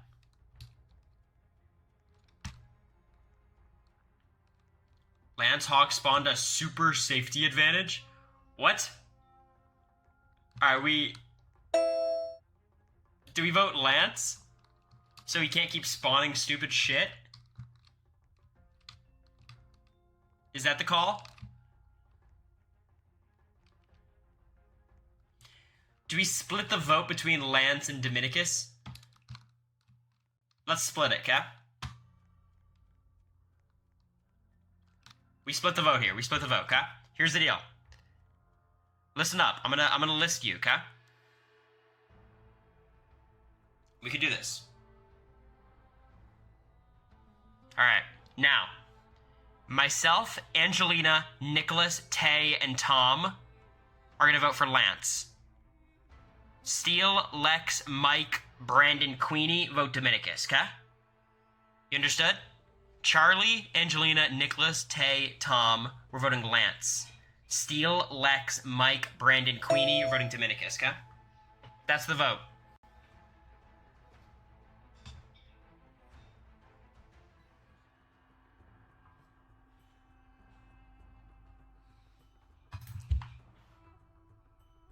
Lance is down to vote Dominicus. I don't care. Actually, Mike, vote Lance as well. Lance is a bigger threat. We want Lance gone. Mike, vote Lance. I don't like Lance. I don't trust him.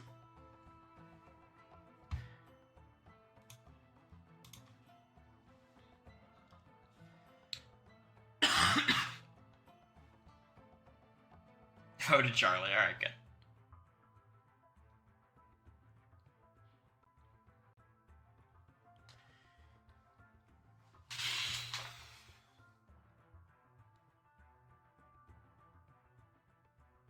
Lance is probably a 12-year-old kid. Got about to get 12 votes at Tribal.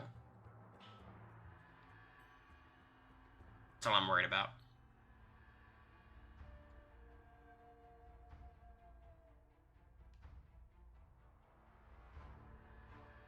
Uh-oh.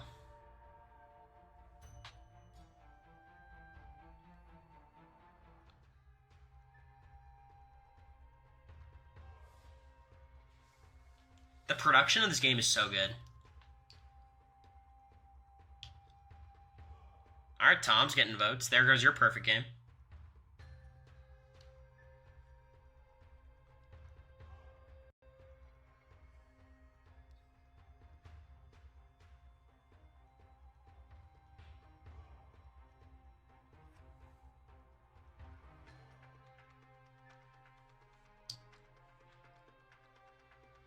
Aw, not the minion. A lot of Dominicus votes. Where's the Lance votes?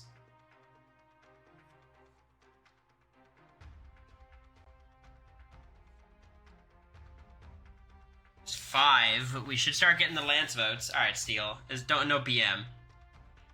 Uh-oh.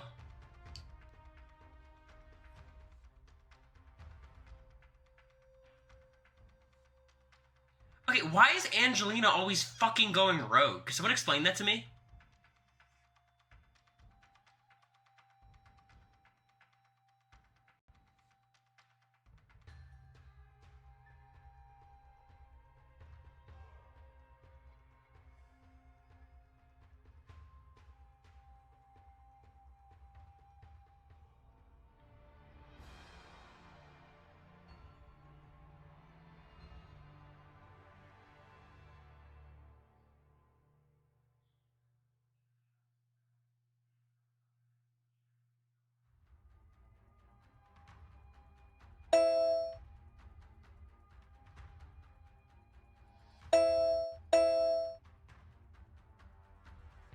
So annoying.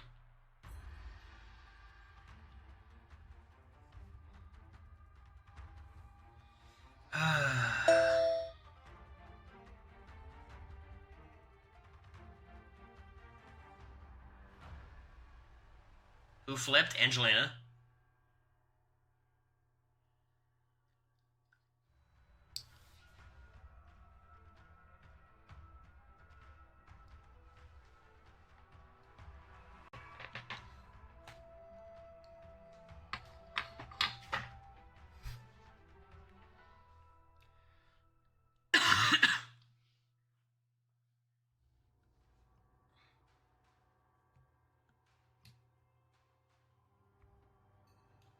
Oh my god, we're swapping. Oh boy.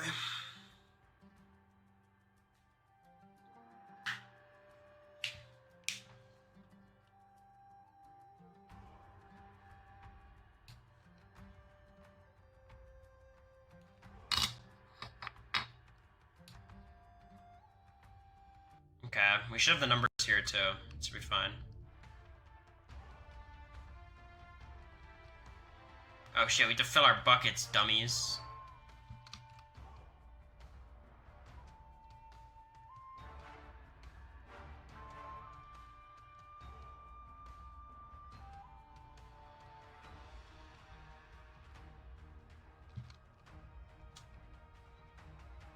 Oh, I see.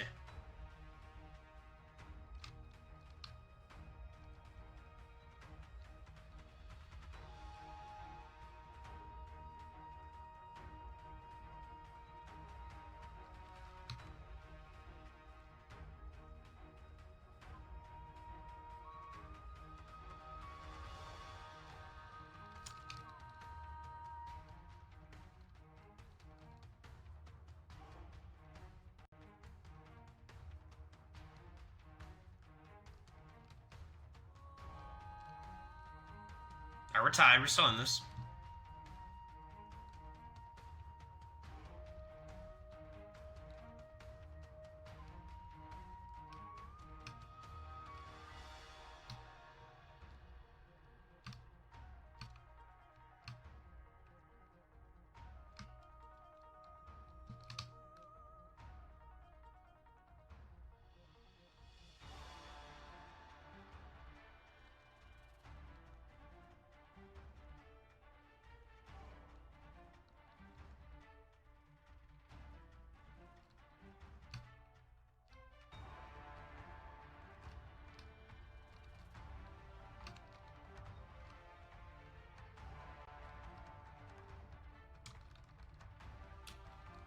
I'm kind of doing well here.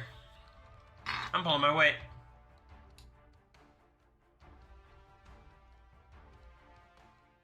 Did we lose this shit?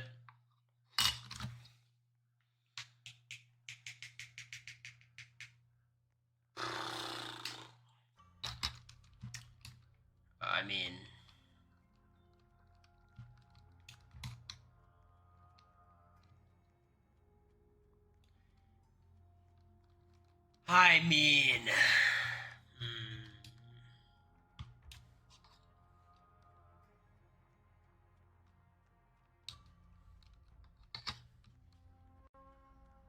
Yeah, I mean, we're going for Lance here, for sure. I'm down to split it between Lance and Turtle. How about we do, like... Nicholas, Tay... Just go on Turtle, the rest of us go on Lance. Because the only votes they should have are Lance and Turtle, right? So 2 should be fine. So Nicholas, Tay, you're voting Lance. Or no, sorry, you're voting Turtle. You're voting Turtle. Sorry.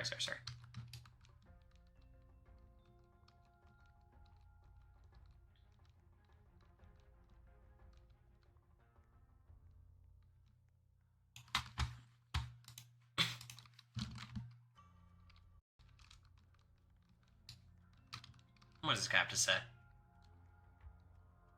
Is it possible they both have idols?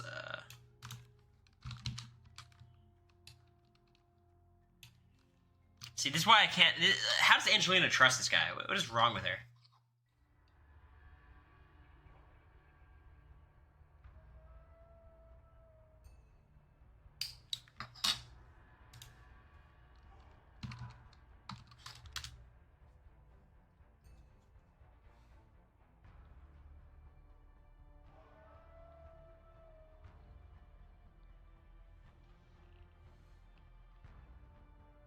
What's Angelina yapping about?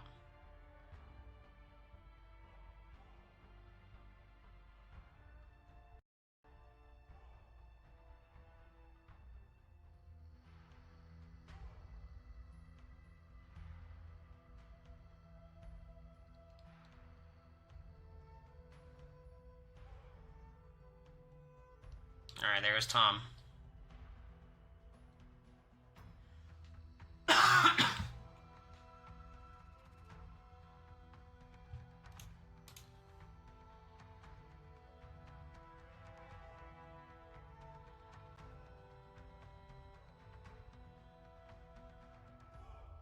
Somebody tells me Angelina has an idol. Yes, very possible.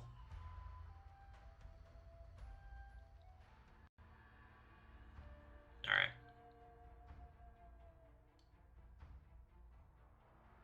Let's see if Lance has his super invincibility.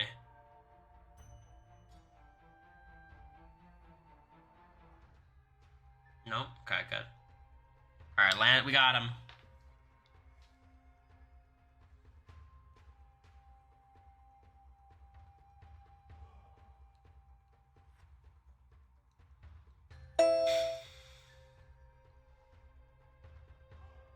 Do you not know how super works? Is it like the super idol?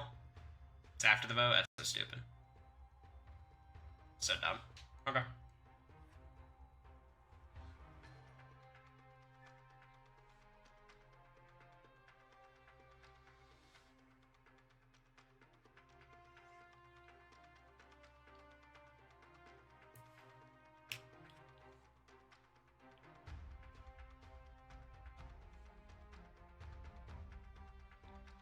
It's like Tyler Perry idol? Yeah, okay.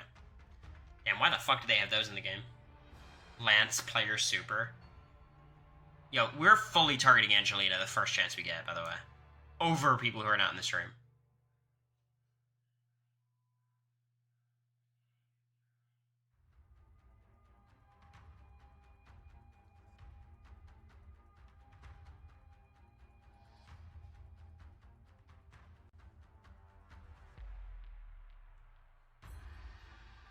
Got his ass.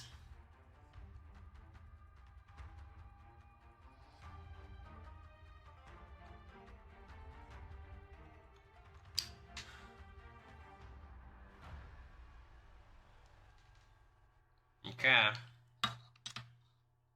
Not bad.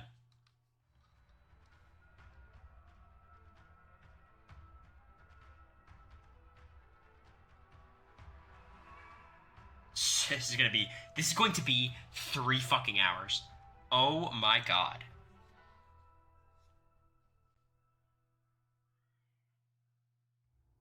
I think it's going to be very fun to do as the VIP game, though. I might quit halfway through. This is just basically me trying to get a feel for the game.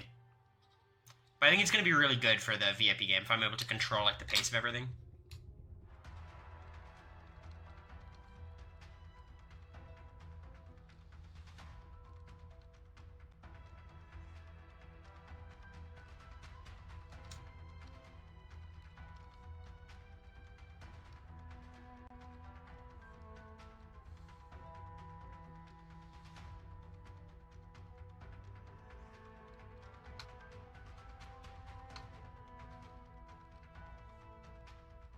Oh, we're getting kind of fucking cooked right here.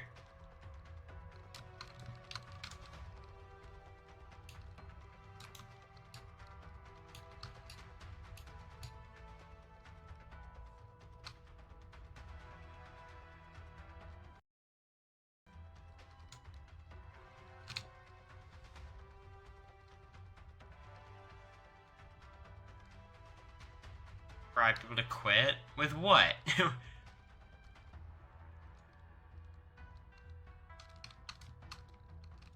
Oh my god, we're getting cooked.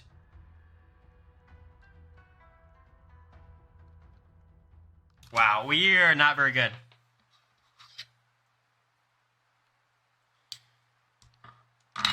They have 2 extra players. That is crazy.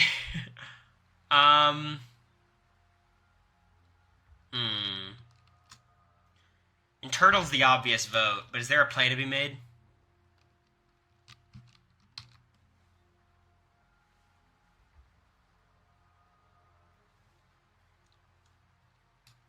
Alright, Nicholas, Tay, and Tom.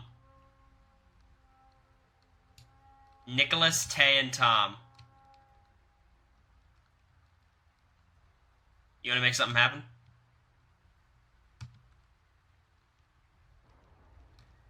You know, I had the honor of meeting Parvati in person.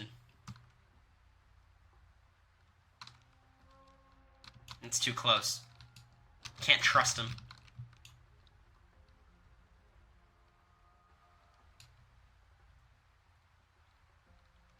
She's gotta go.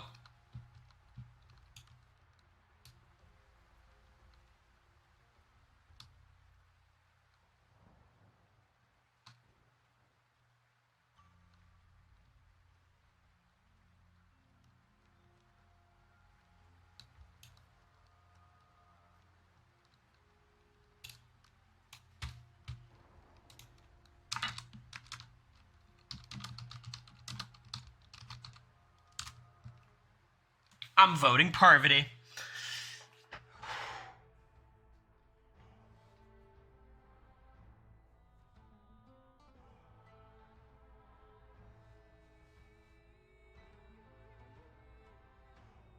Parvati and I had a final 2, but eventually you gotta make a move. There's only 6 of us here?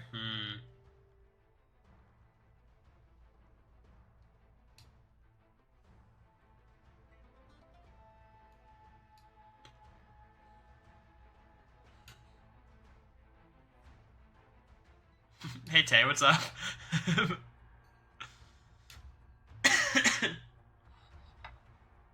You better not have the votes, we'll see. I'm very secretly hoping this backfires and I get voted off. Oh shit, what's happening here?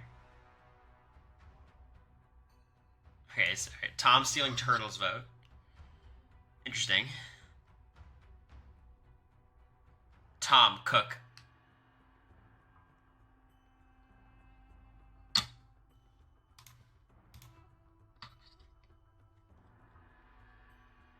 Cook.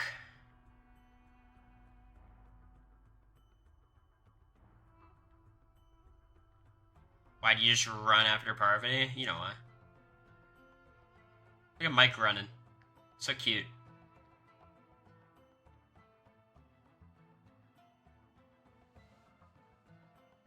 Now, is Parvati gonna Parvati? Yes, who knows?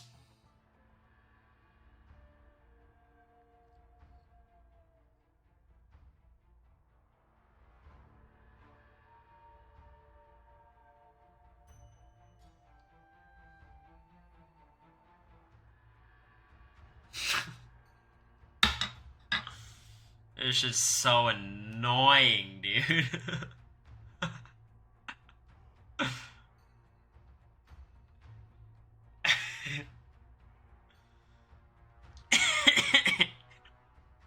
Get me out. Get me out.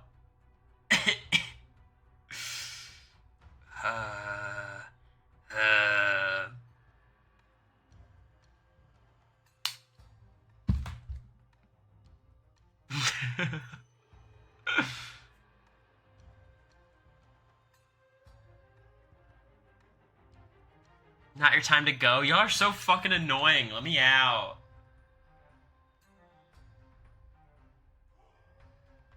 You're just doing this to blindside Mike? Oh my god. Turtle. Mike.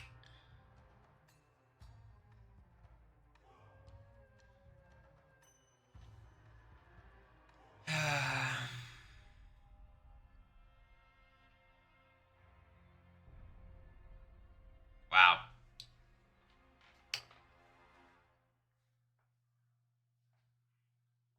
I'm voting to get rid of Turtle here. I'm voting to get rid of Turtle because it's obvious Parvati's trying to get Mike out. Or we could go to Rocks. That'd be nice. Oh, wait, no. Go straight to Fire American Comp? Okay. Mike's gonna cook. Surely Mike's gonna cook here. We all believe that, right?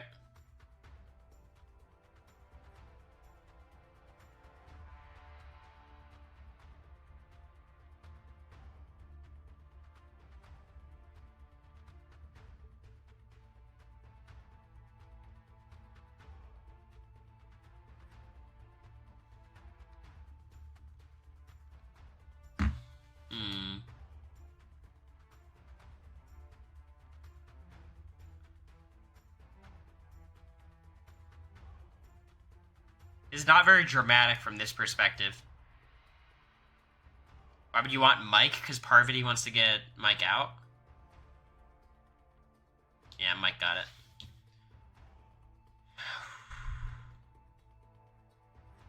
See you, Nathan.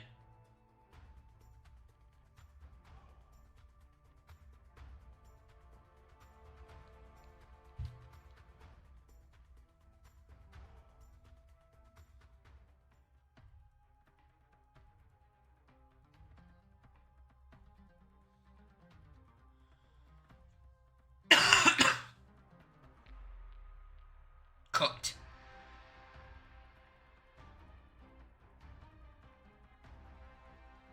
Alright. What's your issue with Parvati? It's very arbitrary. I just picked Parvati as the one to target. It's not too much of a reason. Too big of a threat.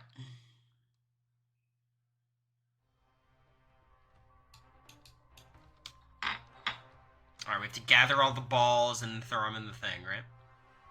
I could do that. I think it's just going to be 2 teams, right? Third one's just set up in case.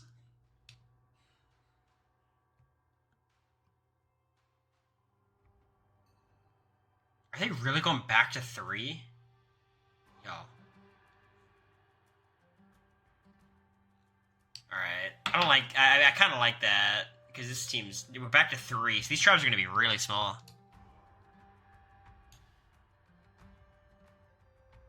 Alright, let's see who I'm with. Who's my squad? Wee Dog. Alright, Ryan and Wee Dog, we have the majority. But it's a little tight. Let's see these others. Angelina, Nicholas, Tom, Mike, Queenie. You guys have to get rid of Angelina. You guys have your chance. But we have to win this. Throw this comp, y'all. Get rid of her.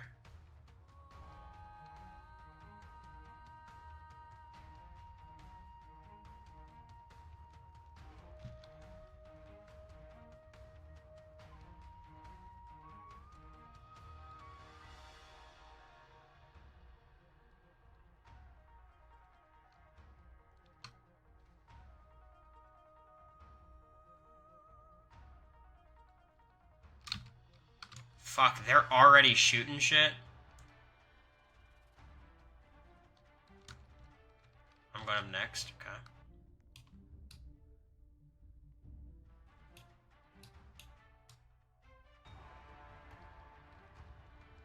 Nice, Cory.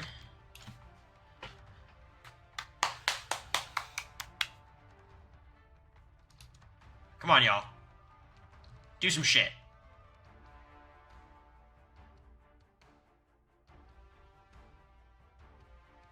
Fuck.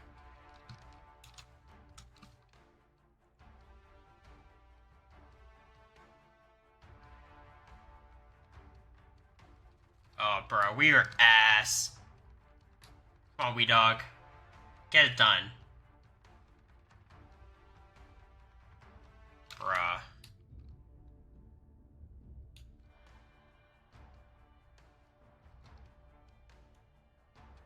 It's kind of hard. It's kind of hard. Come on, Ryan.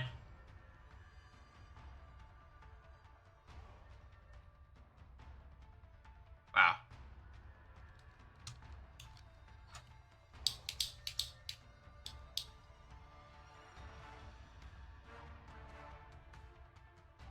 Nice, Riley. I don't know how that counted, but...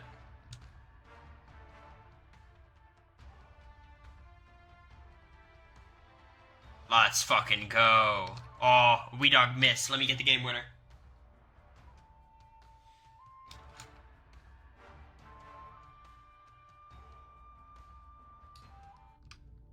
Here it is.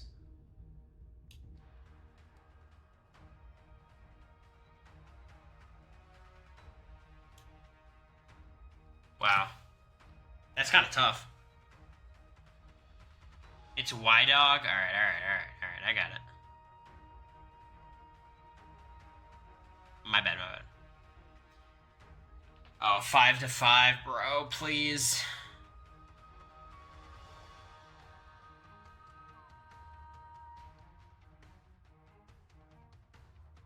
Someone do it. Alright, it's gonna be a tie, so what happens here? Next point wins, okay. Come on, Y dog.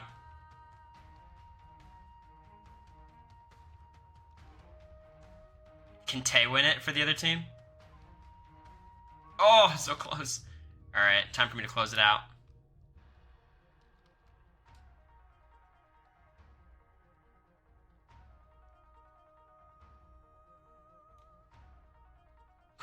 Oh!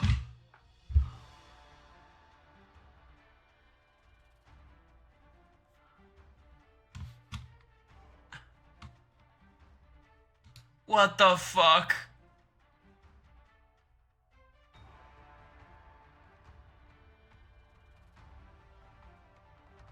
Oh my god.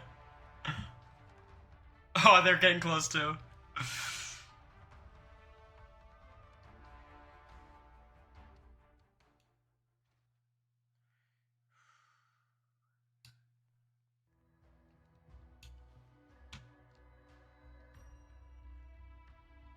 Alright, they gave it to us. They gave it to us. So it's Powagon. Alright, this is interesting. So it's Steel, Lex, Tay, Parvati, Brandon. It's all stream people. I don't know what happens here. I actually have no idea. They might just try to get Steel out. Maybe there's enough Parvati momentum. Clearly Parvati's a threat. They should know. They gotta get Parvati out soon. Also, you know how most of the time I'd be like, don't target me. This is bullshit. You know, whatever. You can target me this time. Let's just have a fair fight, yeah? Is it Shell?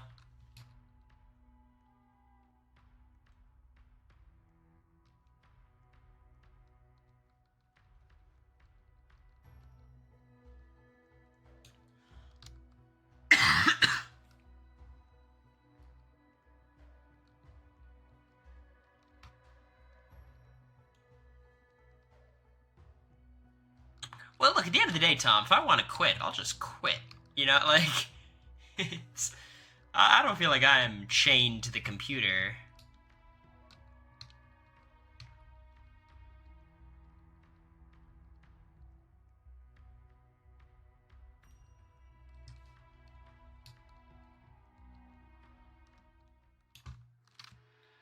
Are you going to last a full game on Sunday? Well, on Sunday I could speed it up, right?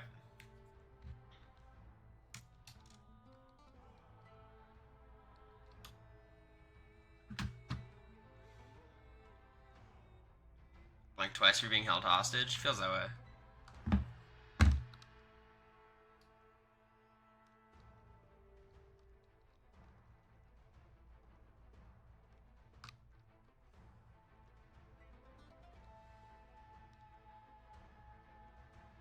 Alright, let's see how this shit goes down. think it's going to be steel. But we'll see.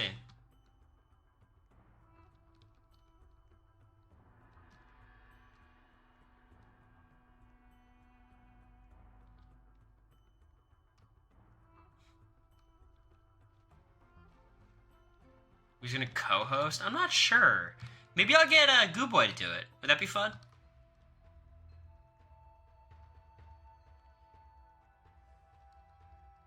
Can I play Sunday? No deals / targets on me?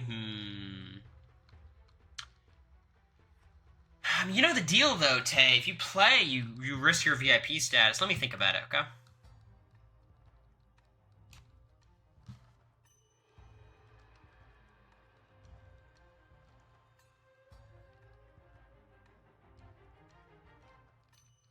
You can always quit and play Racer on the world Sansky lacks. It's true, but then I would have to talk to him, like... Is it gonna be Steel? Lex?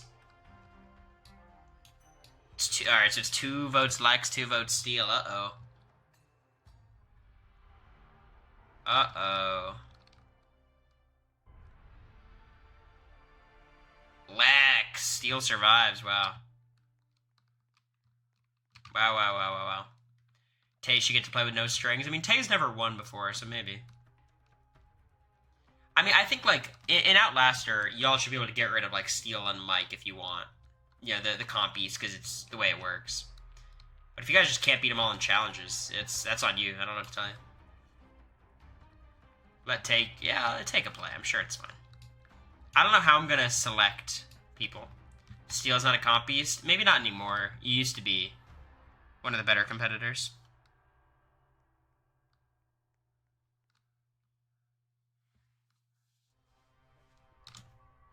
Okay, we're back to this one. Okay.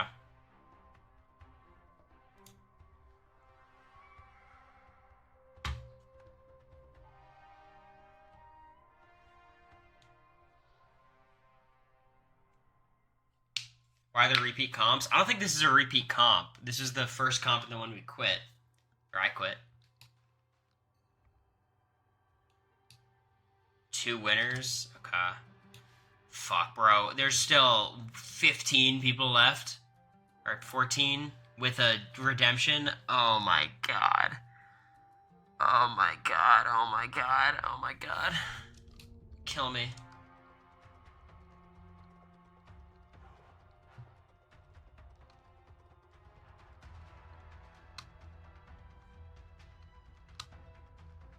Look at me, first to the box.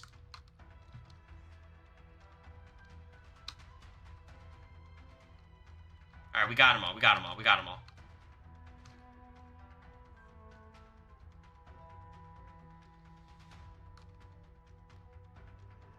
on, Ryan.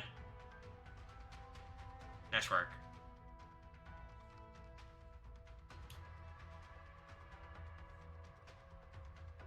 You wanted to do a public lobby? I mean, I thought it would...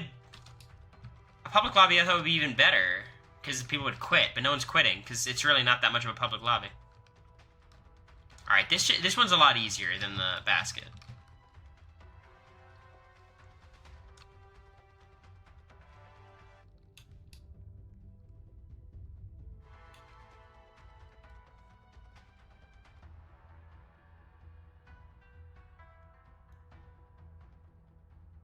I don't understand how to aim laterally.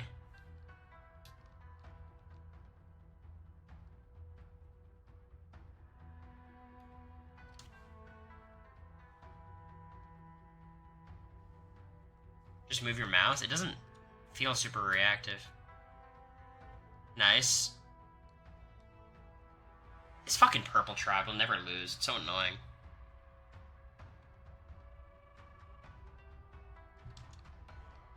Alright, I'm up next. Okay.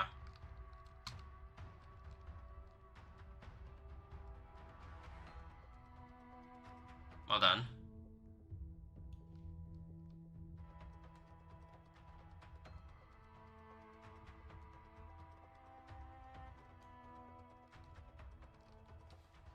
Well done, Cory.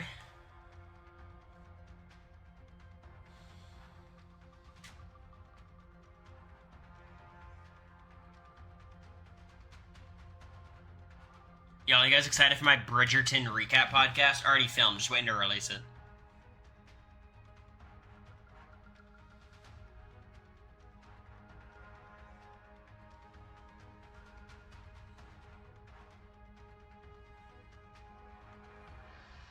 When are you releasing it? Within the hour. Right when I get off. Fuck, Ryan. Alright, come on, Riley. Close the shit out. Come on.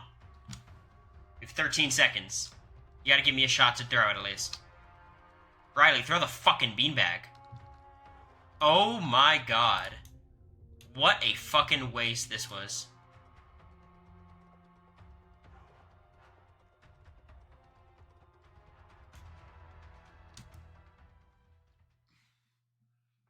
That's how we do it.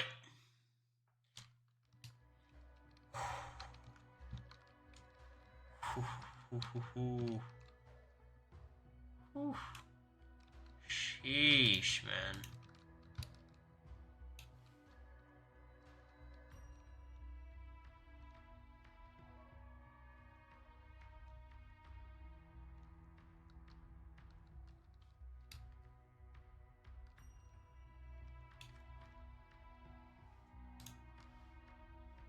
So what could I do with my money?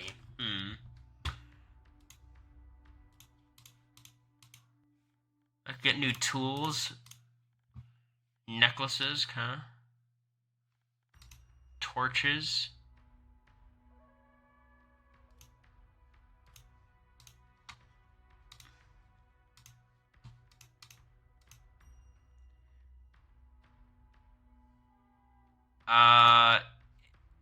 Yeah, we're gonna get the $8,000 Justice emote.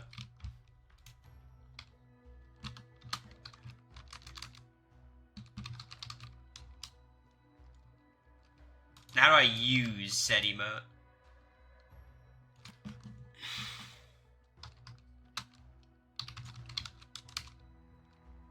Anyone know? Press E. That's it. It's pretty good, right?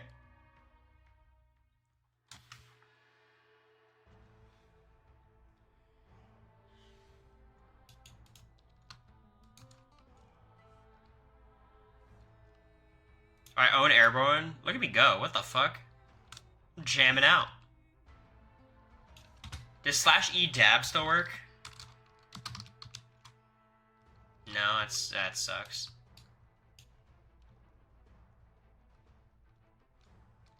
Who's going to fucking tribal here?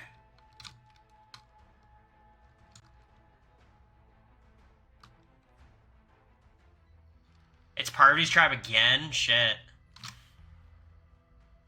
I mean, they should have the votes to get rid of Parvati here. That's all I'm saying.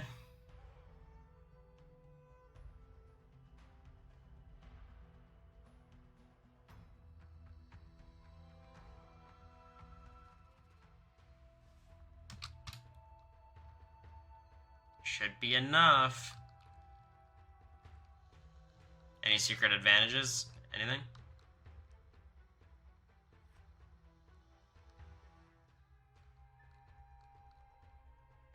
You're underestimating their intelligence. I'm really not thinking very much still. I'm just gonna... Alright, there's a vote for Parvati. I like that. Tay.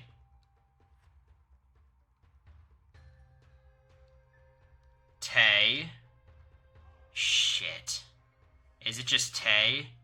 I just hope it's not a tie, because then we have to wait more. Alright, it's Tay.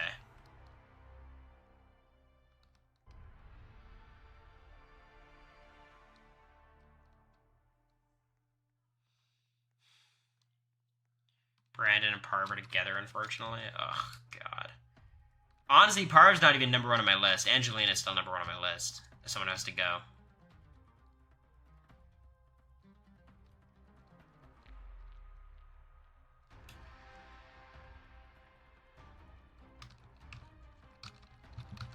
When's the merge? It could be now. I mean, 5, 10, 13.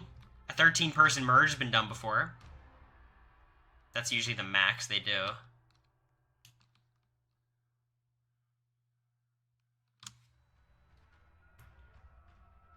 Yep. We're merged. Okay. All right, let's see who's played a lot of games before. I'm sure Mike has. Or Mike's already been eliminated, right? No, Mike's still in. Okay. Yeah, they voted out Turtle, right? Mike beat him. How do I change it? Do I just step on him or do I click? Do I step or click? What do I do? Step. You jump on them? Okay. I got it. I don't like how confident you guys were. It feels like you guys have played this before. Wait, so is the top row the one furthest from me, I guess? I think the top I'm going to say is the furthest from me. That's the only thing that makes sense to me.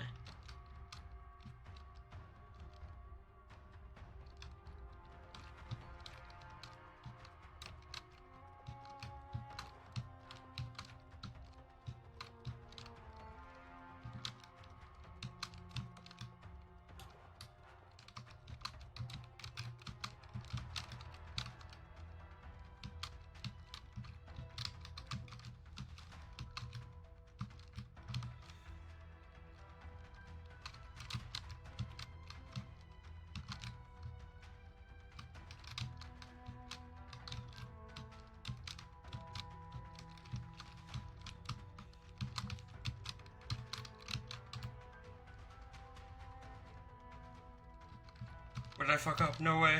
No way, I'm such an idiot. No.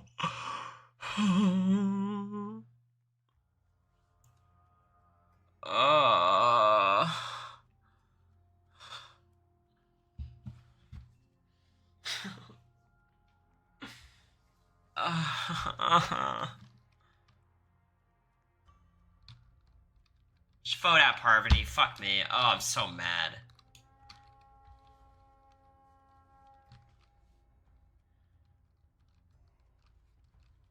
I'm not splitting votes anymore. Fuck this shit. Actually, you want to split it between Parvati and Brandon? Are we down for that? I don't think we have the numbers to split, because Angelina's gonna do whatever the fuck she wants.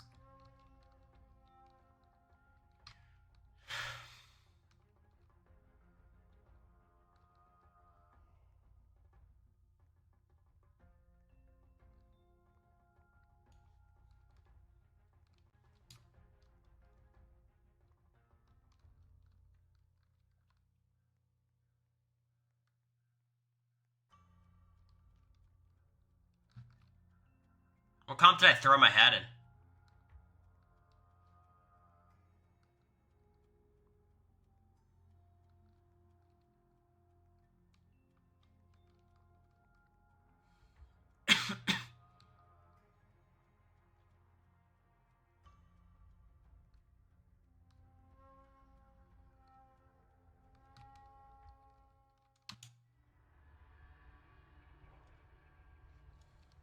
It was in the bathroom after Humilligram. Y'all don't understand. They asked me in the DR like why I was so upset. I was really happy. I was like overwhelmed happy because I was so stressed in that point of the game about making jury. And Bowie winning that, I knew I was safe. I was happy about that. It was Humilligram, yeah. That was great. I obviously thought I had Bowie more than I did, but she was never going to backdoor me.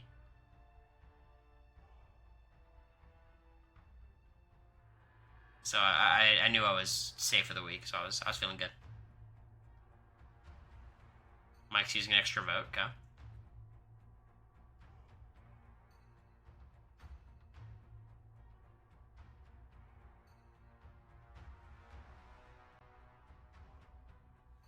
No, I understand how it works. I just haven't found shit. Does Parvati just buy advantages? How does this work? Can you just buy advantages, or do you buy, like... Okay. Do you buy them to get spawned? How does that work? Start of the week saying she wouldn't backdoor Cam. Yeah, I mean, I didn't know if we'd be able to get her to backdoor Cam, but she would have put up, like... She would have targeted Suri, Felicia, Blue, or someone, you know? Like, it wouldn't be me. It also would have been super stupid of her to target me, like... Use gems to spawn them? Okay.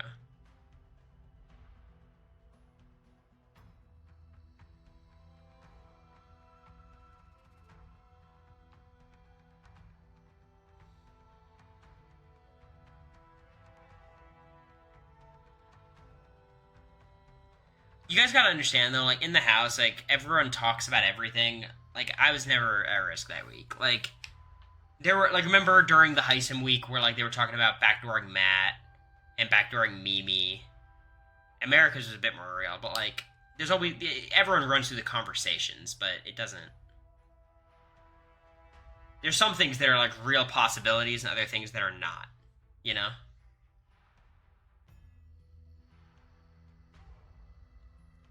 I asked for Cam and Blue Noms, yeah, but that was stupid of her. She wouldn't do that. That'd be dumb.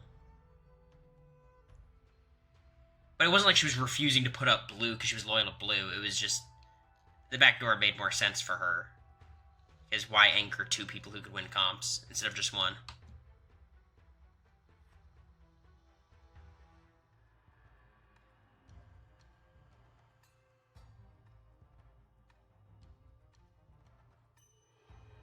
Voting Mike.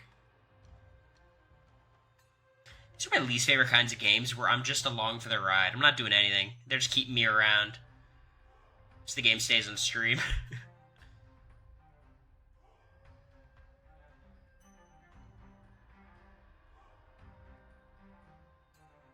Nicholas. Tough.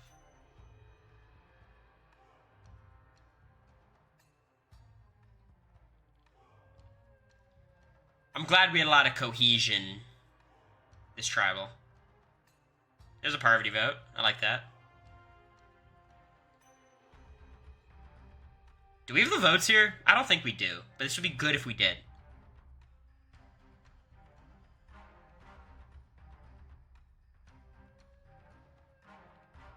Yes. One more, please. Oh, shit. I don't think we have the votes here.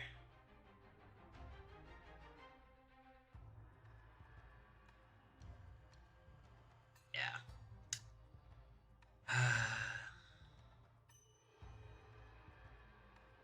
They're all in a fucking Discord call. I'm gonna kill myself. Oh my god.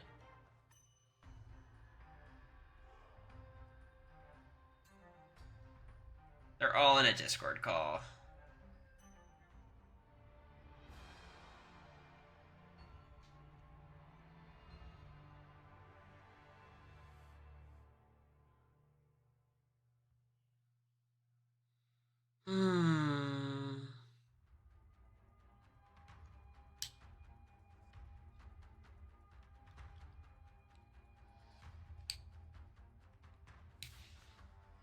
Cool.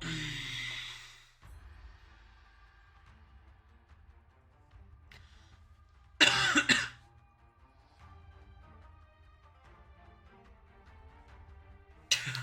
think Mike and Steele might get in a real fight. Fisticuffs.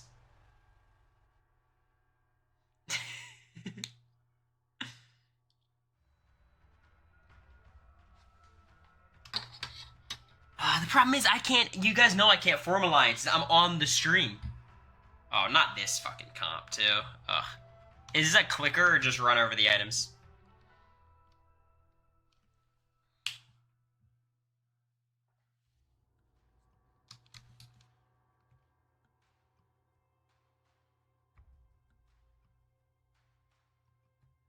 You can have your cam block the chat. Yeah, but then you guys miss out on a lot of stuff. And also, it wouldn't be good content for me to sit there, like, just...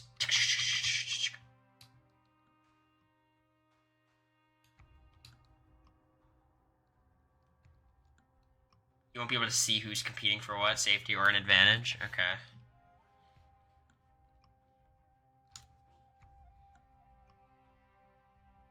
Fuck it, let's just go. Whatever. I think most people are going to be competing for advantage, but it's more fun.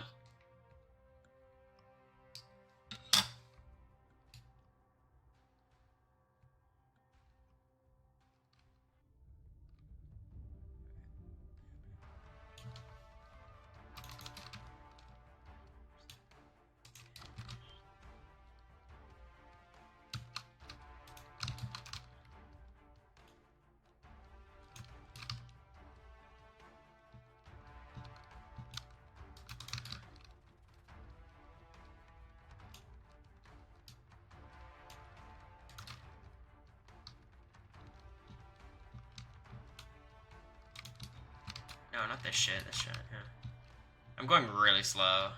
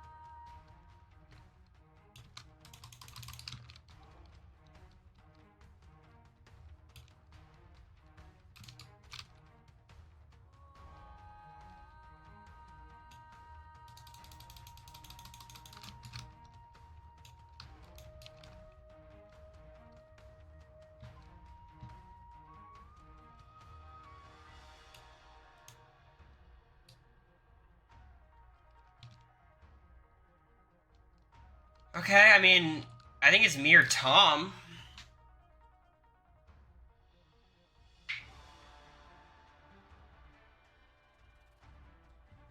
I don't know if I finished before Tom. Tom, did you go for immunity or advantage? Please tell me you went for immunity. Be a real one. Tom?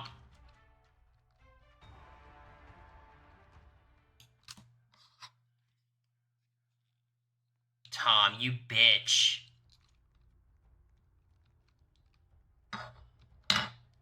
Tom, what is it? Motherfucker. Give it to me. Right now. Give it to me. Your mod status is on the line. Elimination exit? I don't want this shit. I don't want to leave an elimination. I'll hold on to it, though.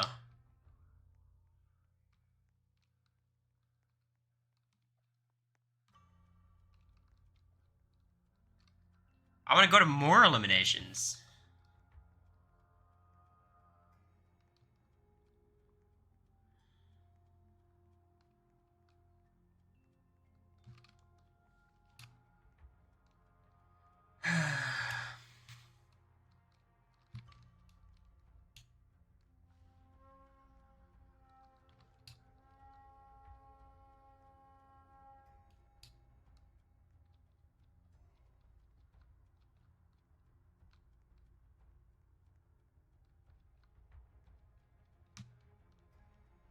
What do I do with this?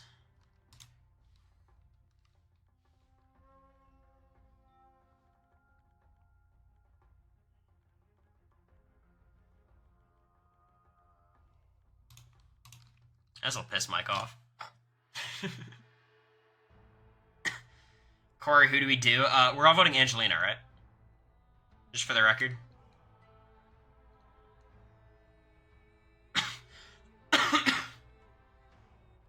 We're all voting Angelina. I'm voting Angelina. I hope you guys vote with me. She's one of the best competitors and annoying, so this is a slam dunk. And to Angelina, I think we should probably do Brandon. It's my recommendation.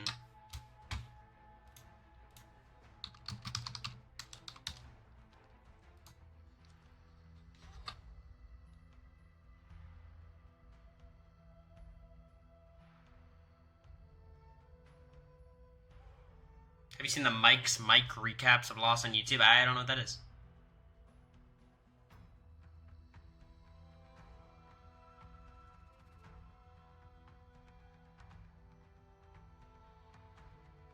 If I go out, it is what it is. My boy wants to call. Wow, what a flex. Writing Blood on the Clock Tower on Saturday? I don't know. I was asked to do Goose Goose Duck. Which I might do.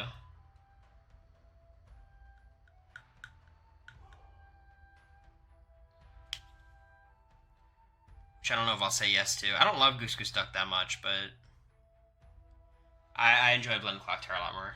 Have you watched Shogun? No, I've been meaning to, though. You know what show I'm secretly watching right now? I just watched the premiere of Season 7 of Riverdale. I watched it on the plane back from Canada. And let me say, what a ridiculous fucking show. Can we talk about this? So, the first episode of this plot centers around all the kids are set back to the 1950s for some reason. I don't know how this happened. They're in the 1950s. And the whole plot centers around Betty trying to get the lynching of Emmett Till in the school paper. Which is like, this show does not have the capacity to handle an issue of this delicateness.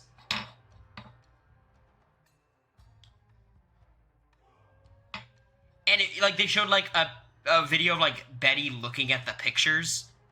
And it's like, Jesus Christ.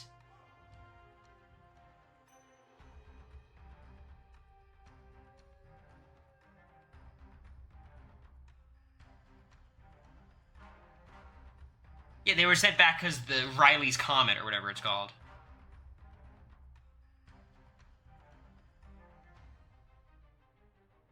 They're fucked. Oh, it's brutal. But I'm saying, like, why is Riverdale having an Emmett Till episode? Like, they do not know how to handle that issue with enough grace. And, like, it seems like the way this whole season's working is they're, like, going through the civil rights era. And, like, it's Riverdale, the students having to be on the right side of history to get them back to the present. Fucking shit, dude.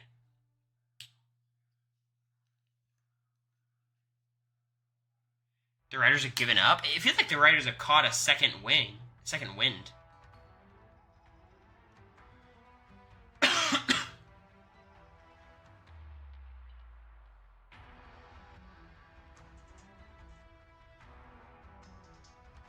I was shook on the plane watching this.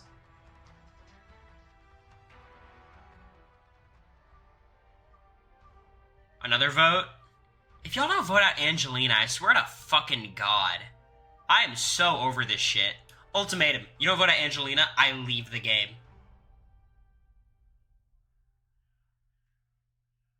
Is Steel just dipping?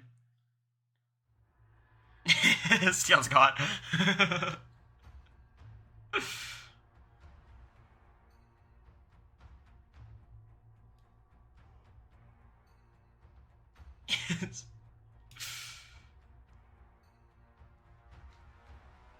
I enjoy Riverdale. I think it's fun. It's like one of the worst shows ever, but it's pretty fun. Because I think some of the CW shows have a reputation of being, like, really bad, but they're truthfully, like, not. Like, I think The 100 is a flawed show, but it's pretty fun. I enjoy it a lot. Whereas Riverdale is actually just a shit show.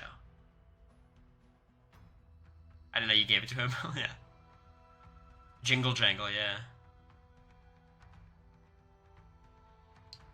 I love The 100, Colleen. I love it. I've watched it many times. The last season is one of the worst things I've ever watched. But they've got some good arcs in there. The whole, like, nuclear fallout, and then they do the Hunger Games with Octavia is fun. The whole season with the Lightborns, or Light Years, or whatever they're called, is fun.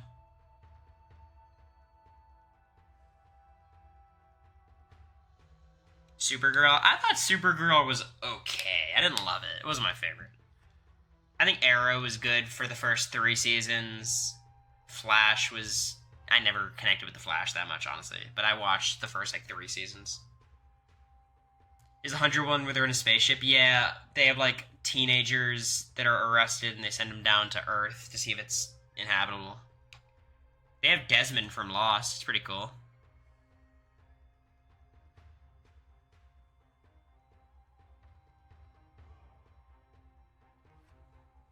Superman and Lois is still great, is it?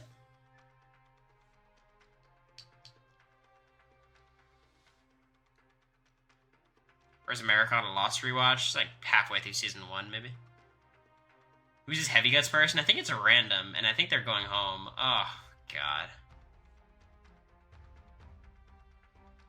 So who's the group working together? It's like Brandon, Angelina, Parvati, and who?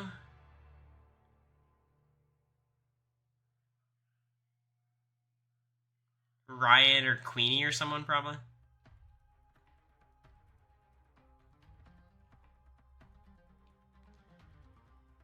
Boys and House of Dragons, what I'm waiting for. I think The Boys gets worse every season, but I still like it and I'll still watch it.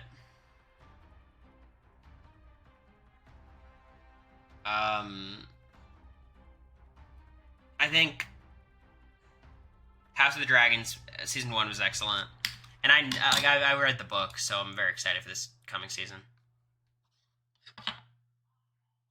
I just don't know if I can take redemption. Them having redemption here is so annoying, and then we get this fucking comp. Oh my god.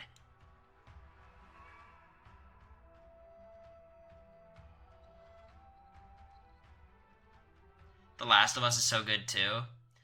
It's just a shame because they're gonna have to follow The Last of Us 2 plot points, and I think Last of Us 2 is fine, but it's not that good.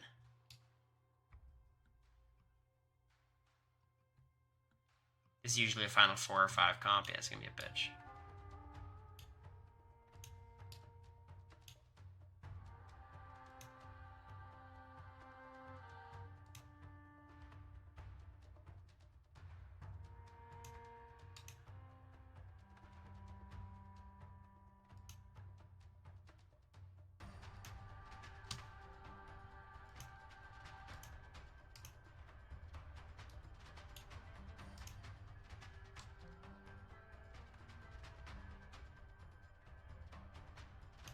Shit, there's a way to get onto my thing. There's a couple ways to get onto my thing, actually. Oh, Angelina's so annoying.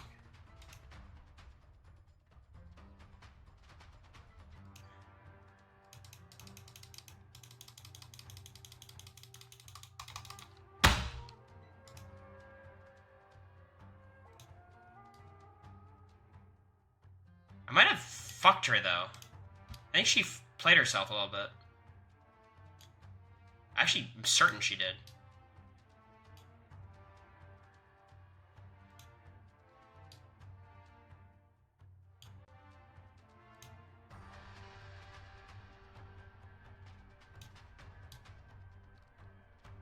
I think I got it. I'm pretty sure I got it.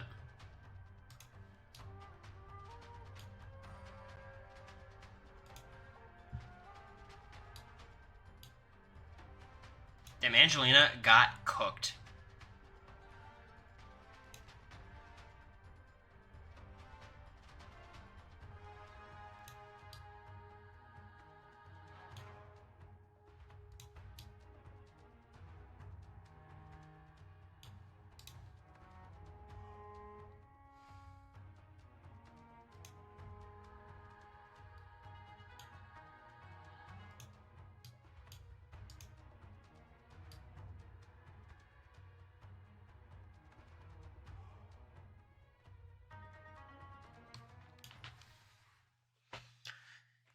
Yeah, I mean, that's just me being a better player than Angelina, top to bottom. She's thinking 1 step ahead, I'm thinking like 10. It's pretty simple stuff.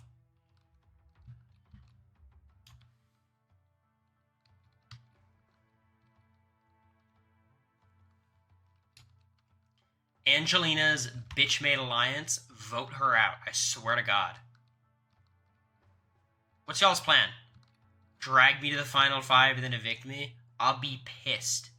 I will find you and ban you.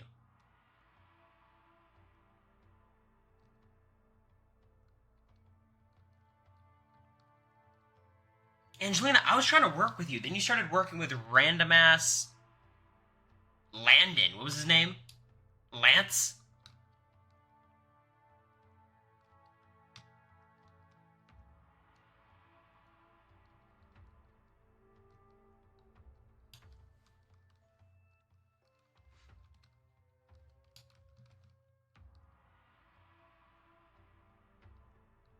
There's nothing about it. You can't do shit about it in Outlaster. I'm one vote.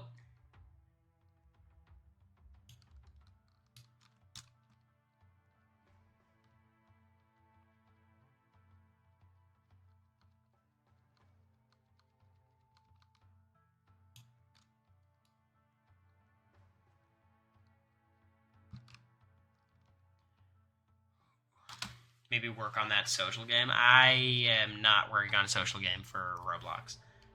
I refuse.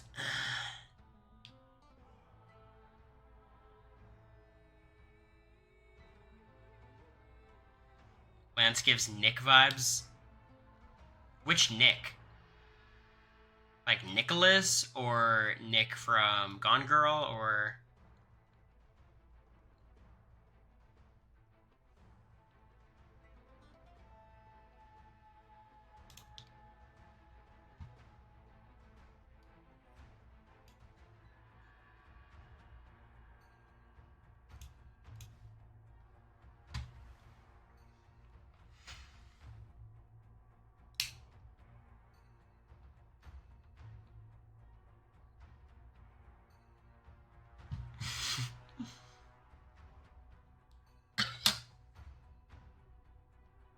Do they have the balls to vote me out?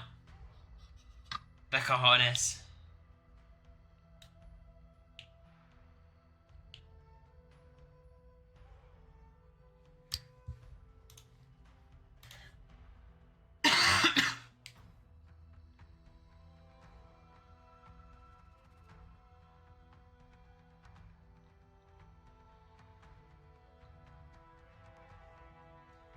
I want to see all the Planet of the Apes movies. I think I'm going to start watching them from the start.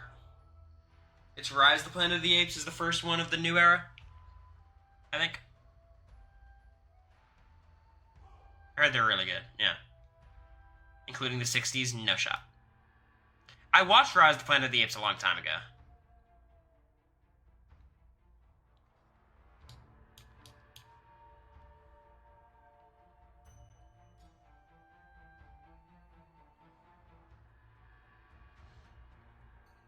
Ryan's playing something?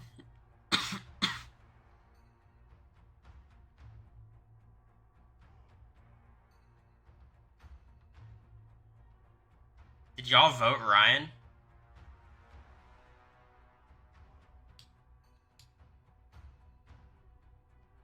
Are we getting Angelina out? Is it happening?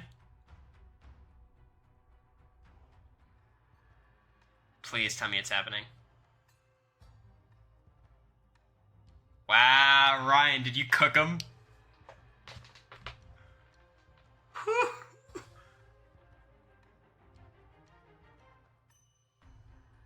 Oh, this is great to see. Oh, you love to see this so much. I don't think it'll be like a live reaction. It won't be just us recapping. Let's fucking go, Ryan. You're a real one. We're into the end now. That's right. Don't be branded. What a waste this would be.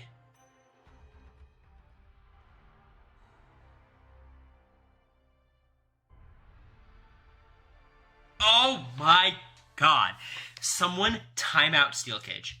What the fuck was that?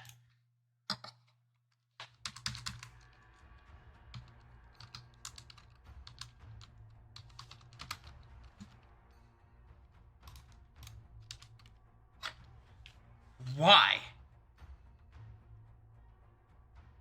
He's using Super Saiyan. Wait. Is she gone?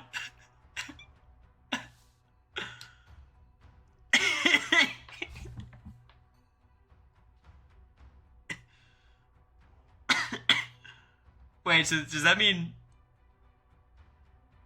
Is it my sole vote to evict? Oh boy. With one vote.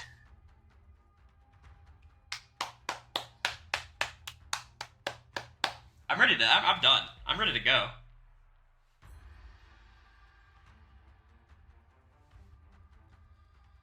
Wow.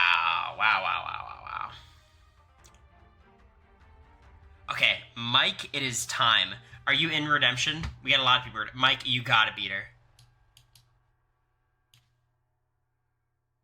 Why did you remove the timeout from Steel Cage? He still voted like an idiot.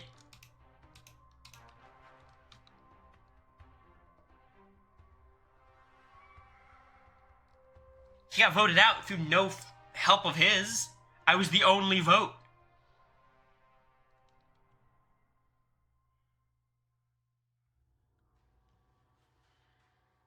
Okay.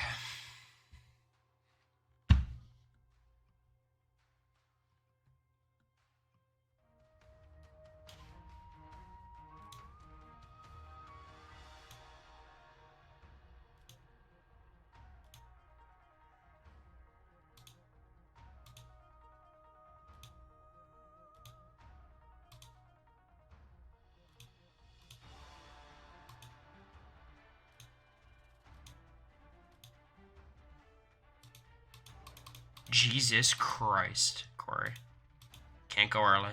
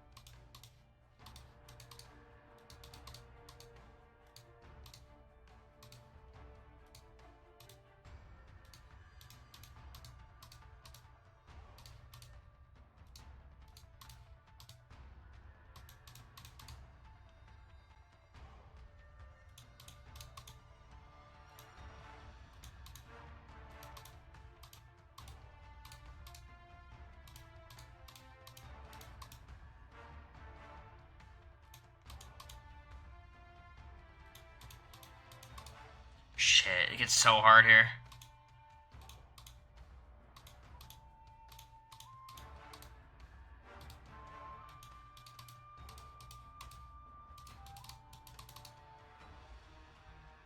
Shit's fucking basically impossible now.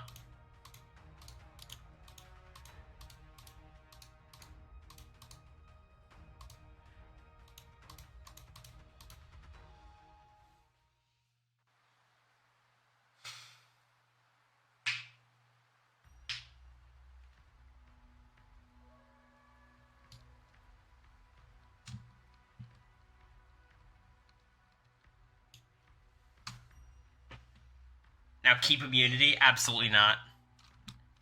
I'm giving this to Ryan.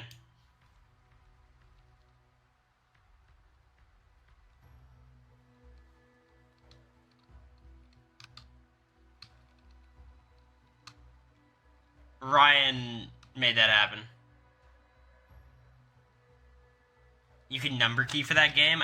I mean, it would probably help, but you'd have to get used to, like, it seems very disorienting.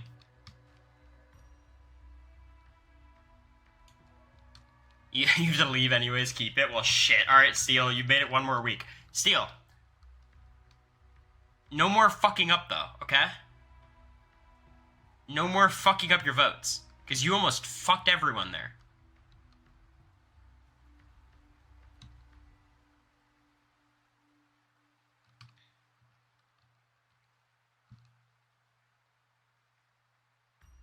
You got it, Steel? Okay? It's you and me. And they could vote me out, for sure. But that would be a fucking blessing. Alright.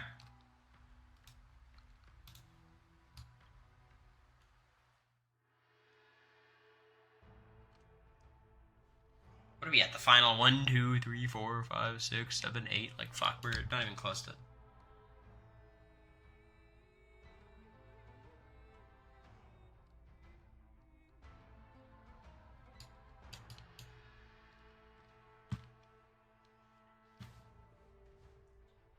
Okay, everyone, we are voting Parvati. Parvati is the vote, okay? Parvati is the vote.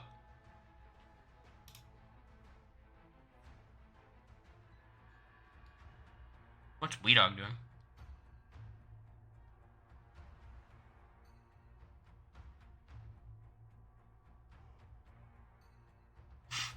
Okay.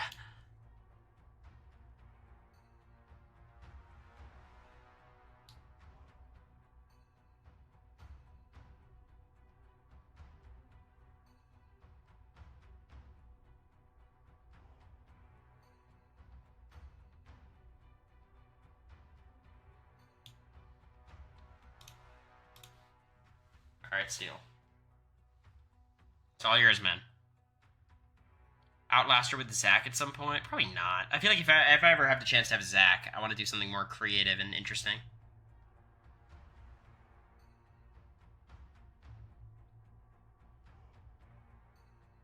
It's Parvati time, y'all. Come on.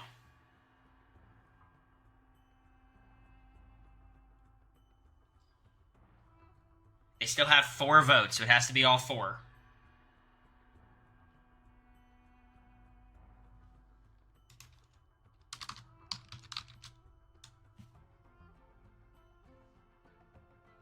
I think we're just not gonna have the votes. Hopefully they vote me out here.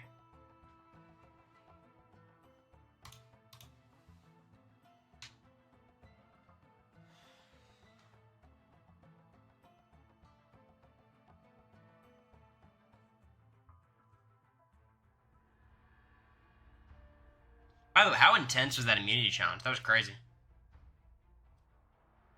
250 on a Nuggets Celtics NBA Finals? Wow, you are not... You're very risk averse, huh, Nathan? Alright, what's Brandon doing here?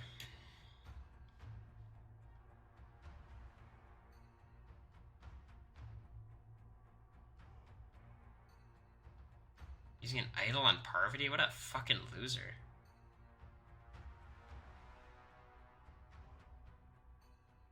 How does everyone find this shit?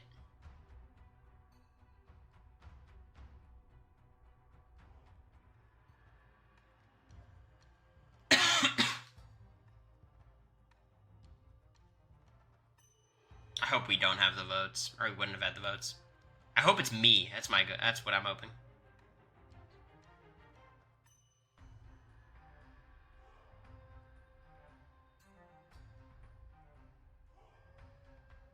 Is it just gonna be 5 Rileys now? Yeah.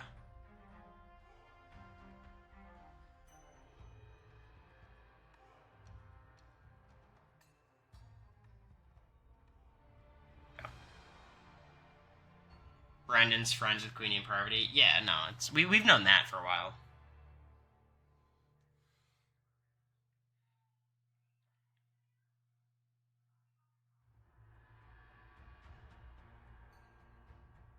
You bet Scotty Scheffler for the players going out on a limb. Very brave of you. Just a moment. Is this going to be 0 votes? Is this a 0 vote situation? Is it rocks? Oh, please, God. Come on, God. This is my chance.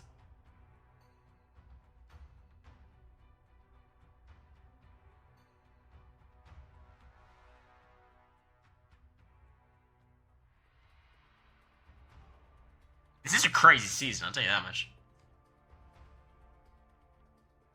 It's just Steel. Steel, Parvati, and Brandon. Oh my God. So they just get to pick who to eliminate? Brandon, please, man. Please. Oh, they're just gonna vote out, like, fucking Riley. No, Riley used it. Wait. It's Riley. Vote Brandon.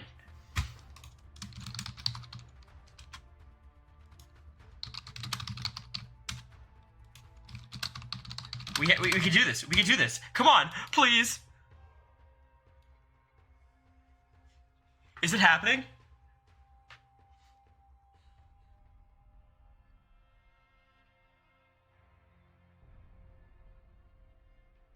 Oh my god. Man.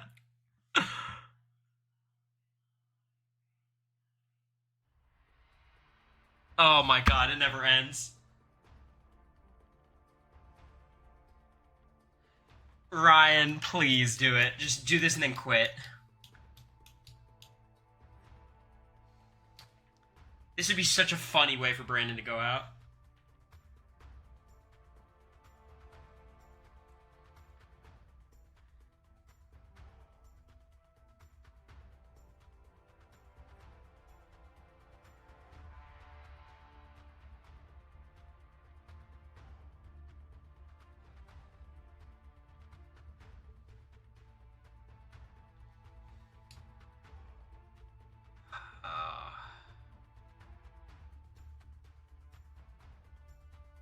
I think Ryan's gonna lose here.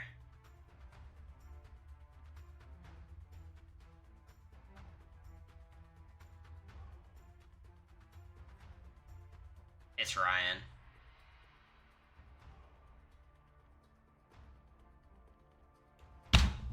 Fuck. Let's try.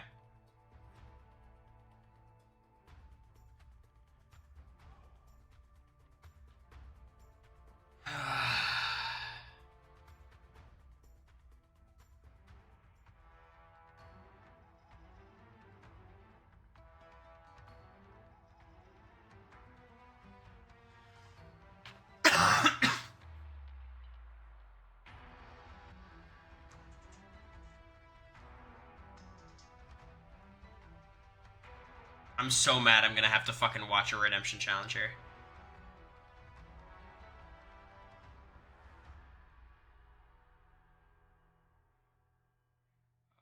Oh my god. Another one of these.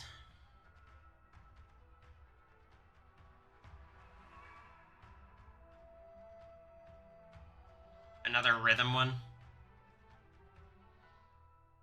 It'll be Angelina. I mean, most likely. I think Mike has a shot, but Angelina's or Mike probably. All right, how does this one work?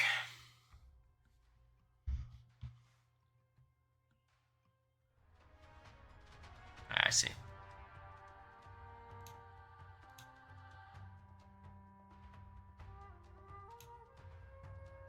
Probably benefits me to wait as long as I can, right? No, it doesn't. It definitely doesn't. Okay, I see.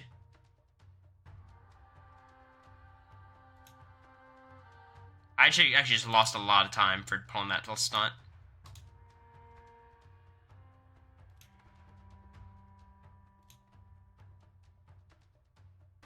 Okay, so it's fine. It resets because of the new stage. New stage. All right, let's go. All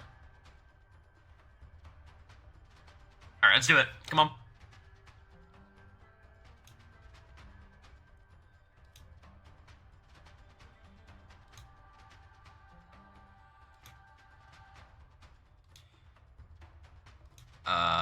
How did that not hit?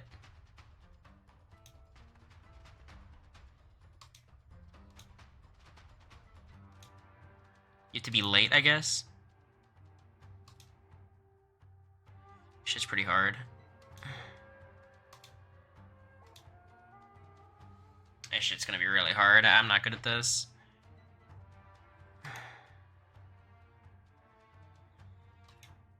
How did that not hit? Like... I mean, what the fuck is that?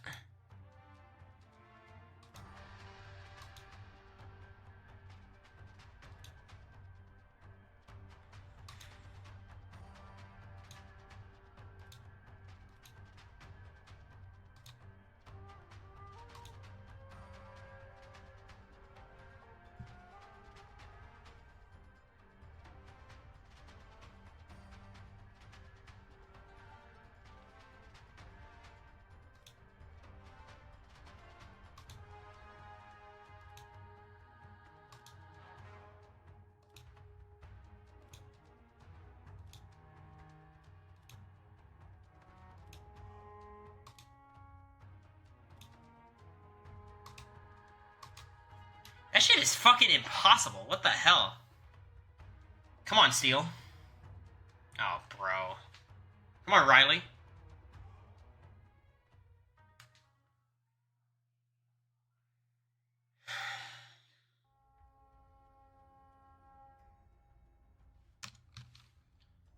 Oh, it's so fucking annoying.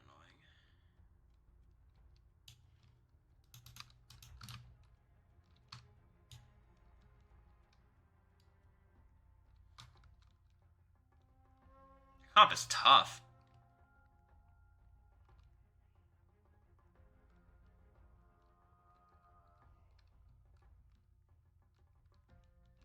I can't find shit.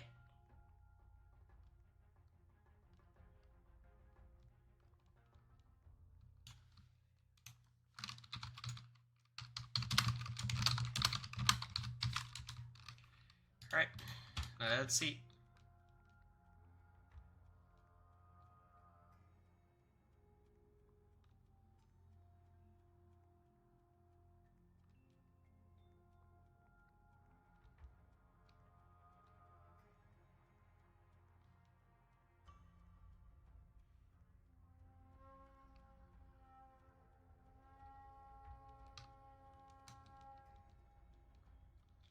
It's kind of crazy that I can't find anything.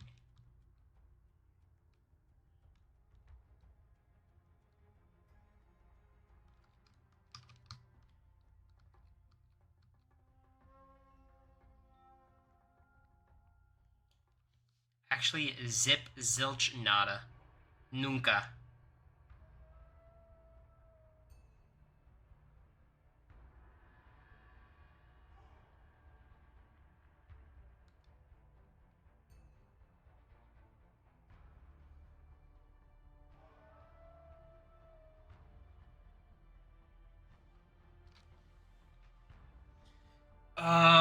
Please. I mean, is there any world? Because I think Y Dog is a fucking flop. I think Queenie. I know Queenie's a flop.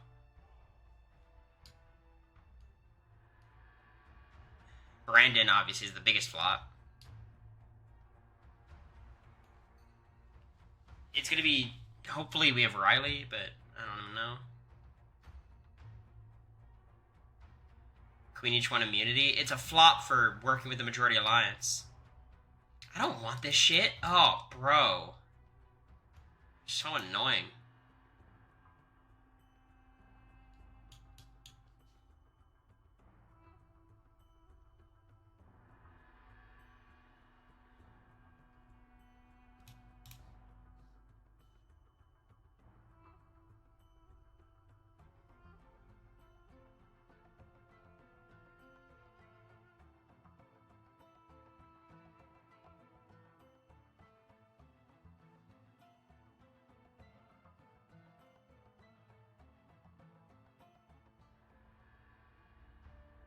Hmm.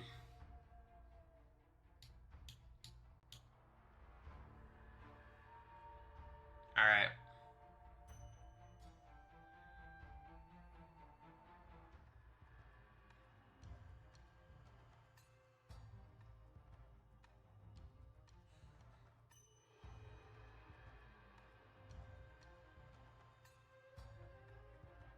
It's gonna be literally one vote for property. Queenie's an interesting vote. It's a waste because they're gonna have everyone under Riley.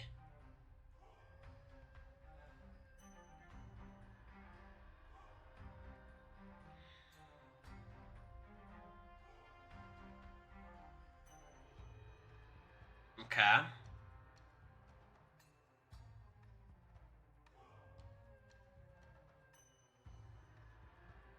Yeah, this is gonna be a Riley vote. Oh my god. Oh my god.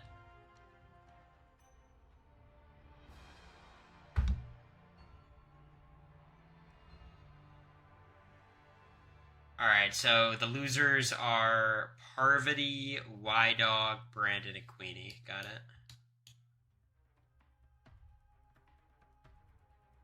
Got it, got it, got it.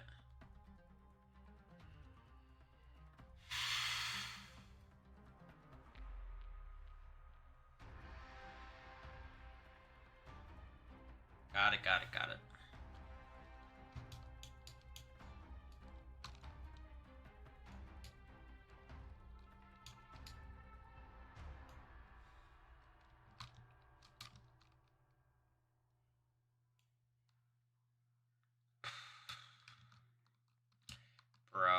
I can't believe we have to do redemption here. If Angelina wins, I'm gonna lose my shit. Is there a way for me to spectate?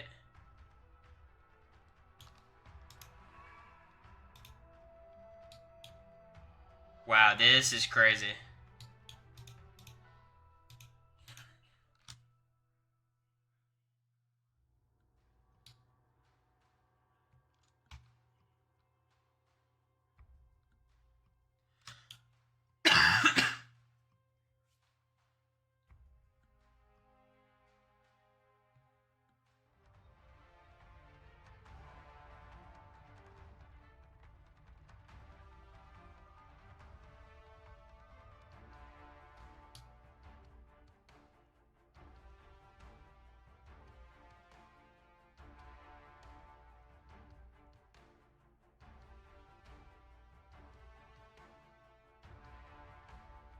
Is this like memorizable? Is this not randomly generated? Does Mike know his way?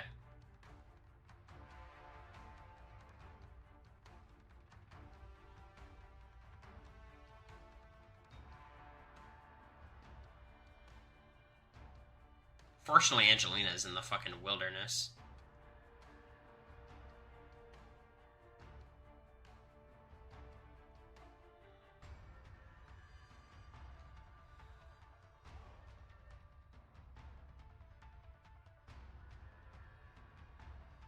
Alright, Mike's definitely in the lead.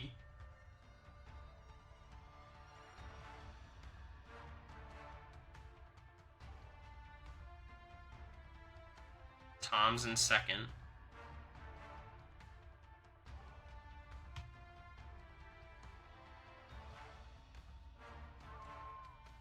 Yeah, this way it'll work.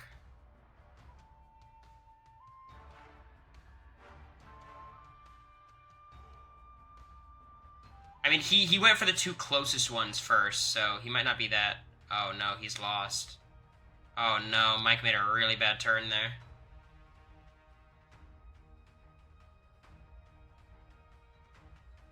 He's still in first, I think.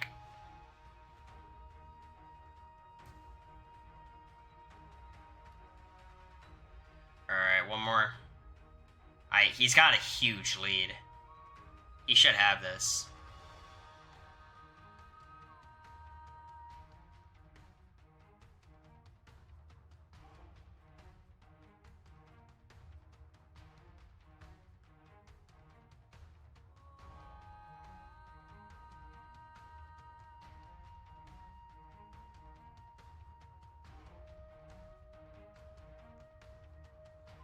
Alright, Mike's coming back. Wait, is Angelina gonna snipe this? No, she can't. Alright, Mike got it. Okay. Alright, here's the problem. Steele and Mike, you have to resolve your fucking issues. Resolve your issues here, okay?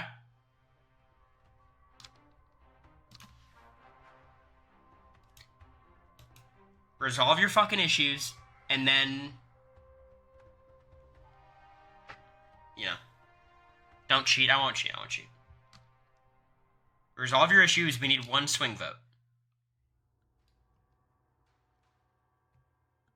I'm not cheating, Mike. I'm not cheating.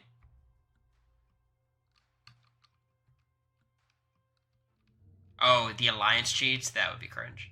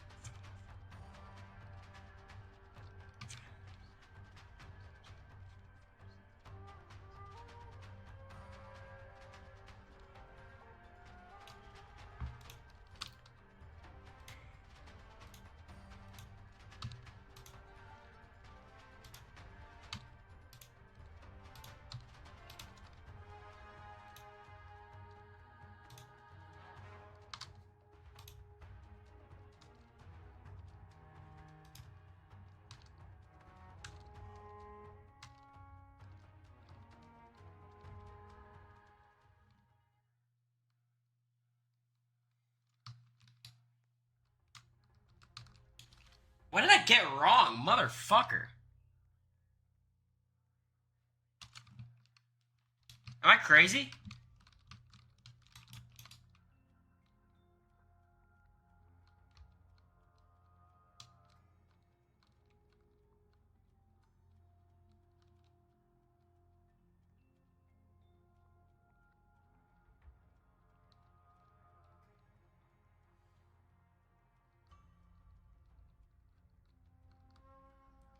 One of you better fucking flip, I swear to God. We are voting Parvati, and if you don't, it is so over. Y-Dog, do not do this. What is wrong with you?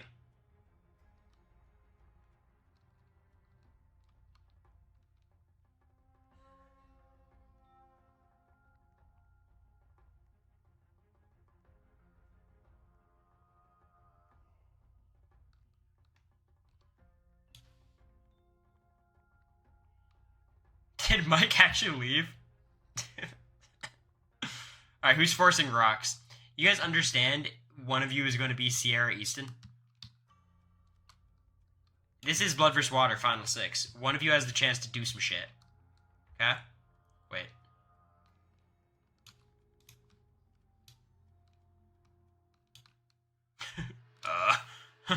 uh.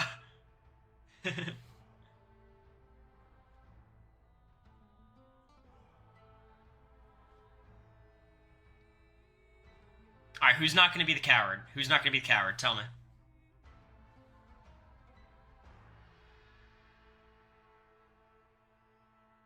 I appreciate it, Mike. I think you're right.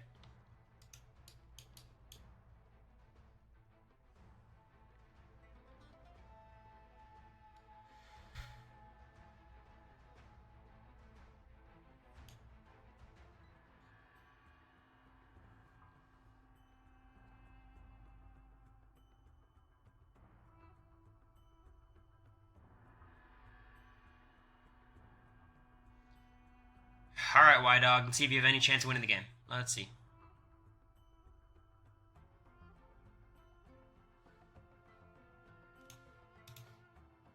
Let's see if Y-Dog has a spine. Let's see.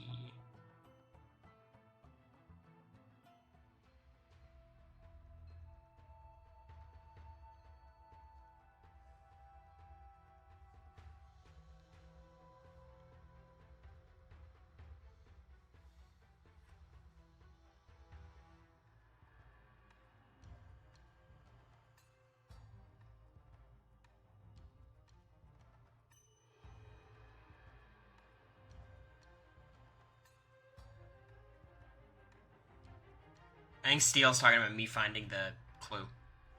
Or Ned's talking about that.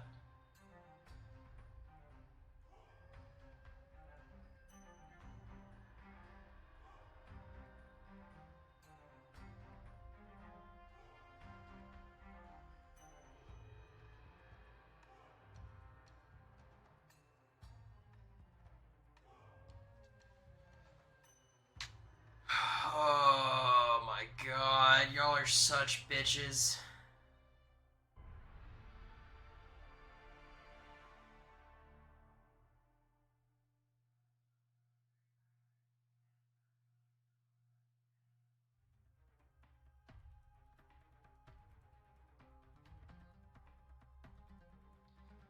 In doubt, you understand I'm not gonna try to play a good social game. It's... What?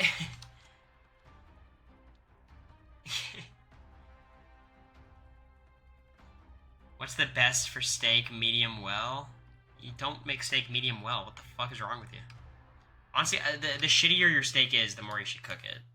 If it's like a good steak, you should probably not cook it medium well. If it's a shitty steak, it doesn't really matter.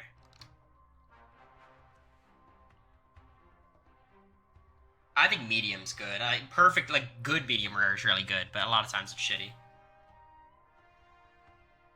You like well done? God, no.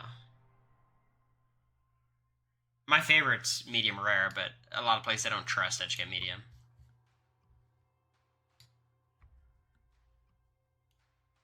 Dialing, Corey, come on.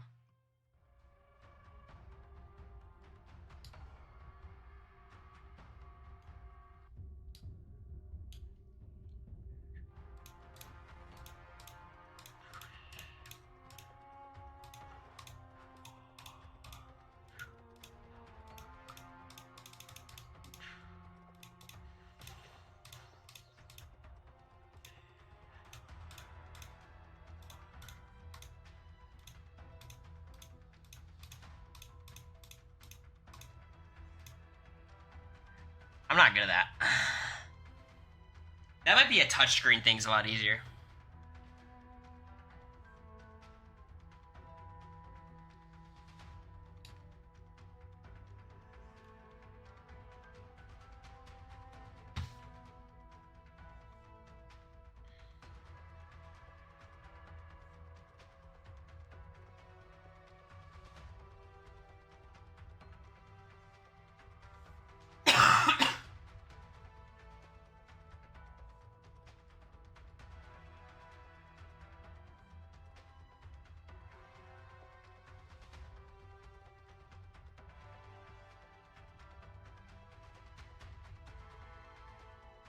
Yeah, Nathan's a bad opinion.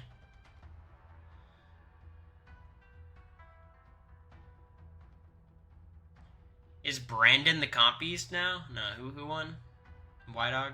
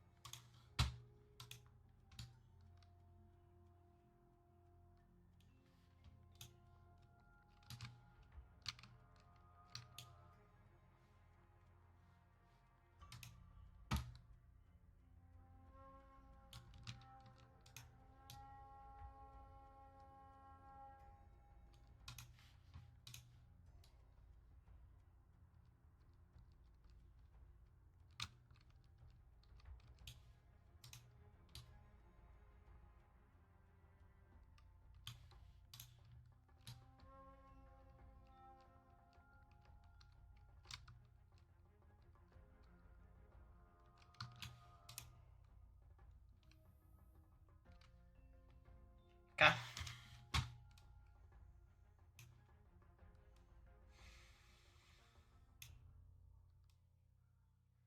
You stupid bitches. One of you is gone.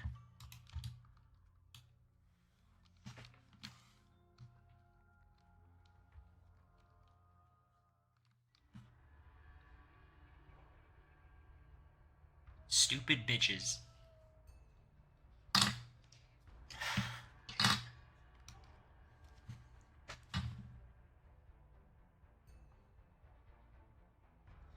Vote Parvati. Vote Parvati. It is time to vote Parvati.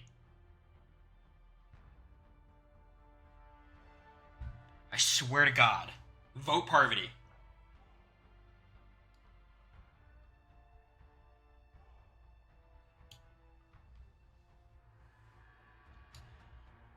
What's he doing?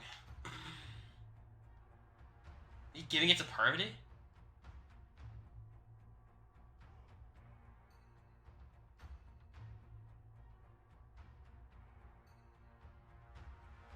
Guess this is gonna be on Parvati, I guess.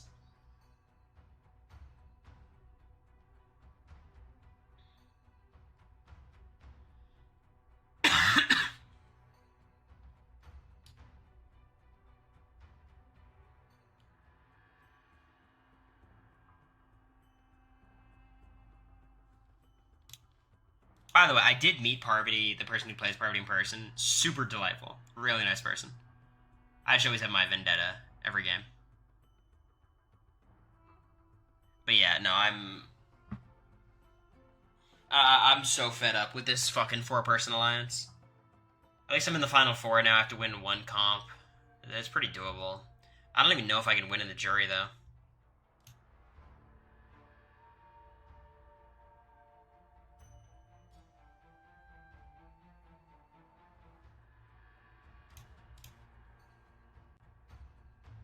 I think it's the play.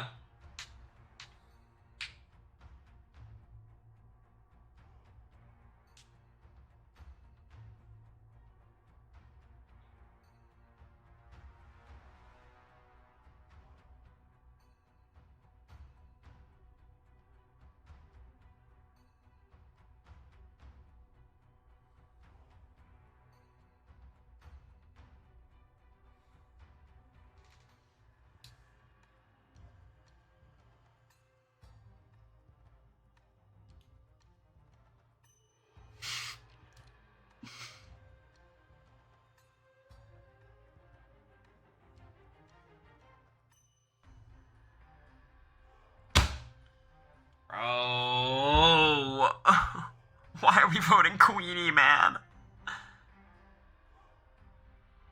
Congratulations, Y-Dog. 0% chance of winning the game. And you're timed out.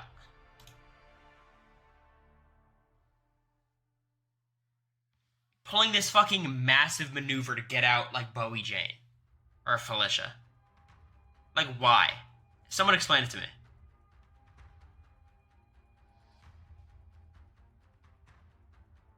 Congrats, you got Queenie. Huge power move, Y-Dog. A big, you know, you're about to get timed out. Insane decision.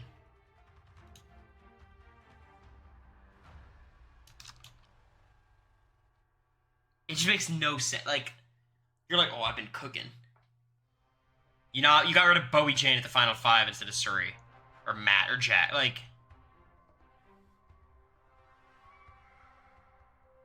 how does this work? It seems complicated.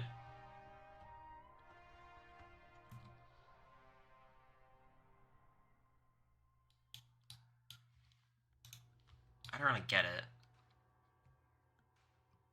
Does anyone understand this?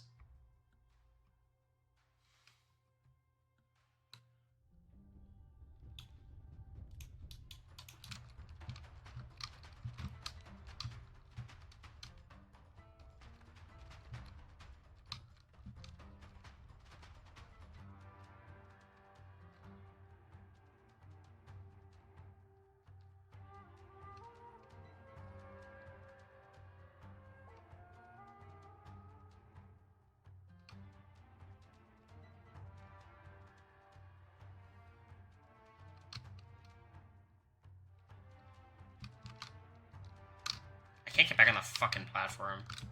I'm like glitched under. Alright.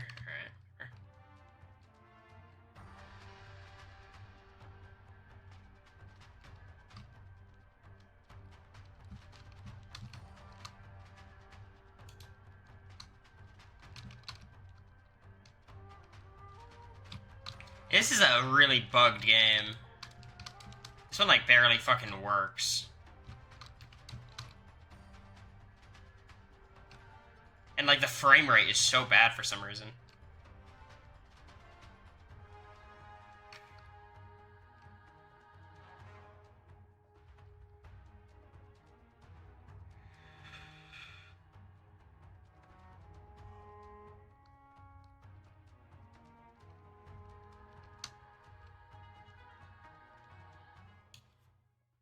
That was the most miserable fucking comp I've ever done.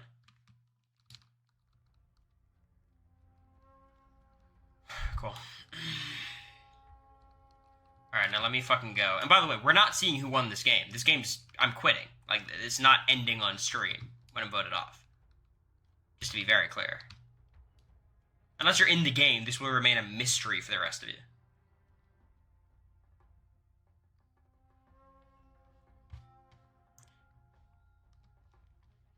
They can play however they want. I'm just... of my right to call them bitches, you know?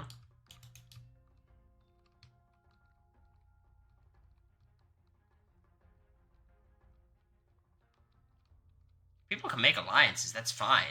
It's just like, you're making a 4-person alliance that's voting out everyone unanimously the entire game. It's kind of fucking, like...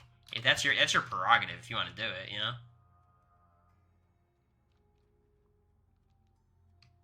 Who'd you ban, Tom? I don't think you should ban them. What'd they say?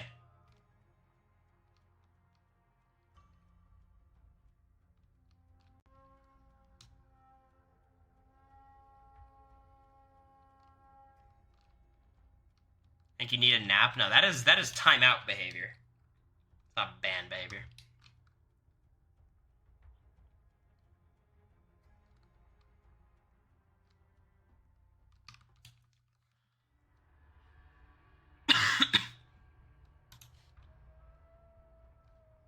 They've been annoying? Yeah, for sure.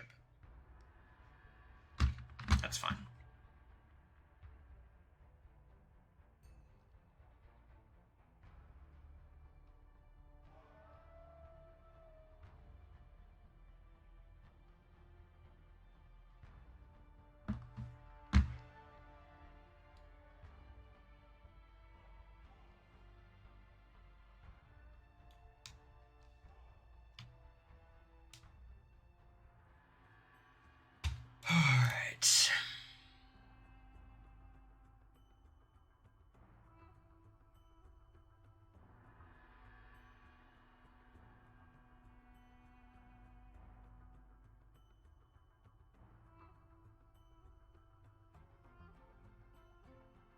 I will say this is not the energy I'm gonna have in the VIP game, so that's all I'll say about that.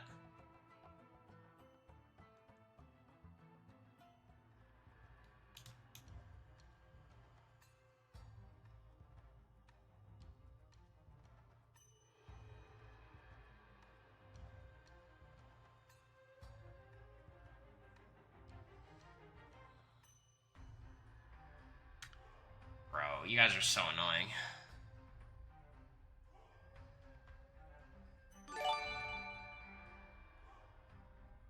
Thanks, Anonymous. I appreciate it. We're gonna be at a tiebreaker. I appreciate it, Anonymous. I think I might let Parvati win. I think that's what I'm gonna do.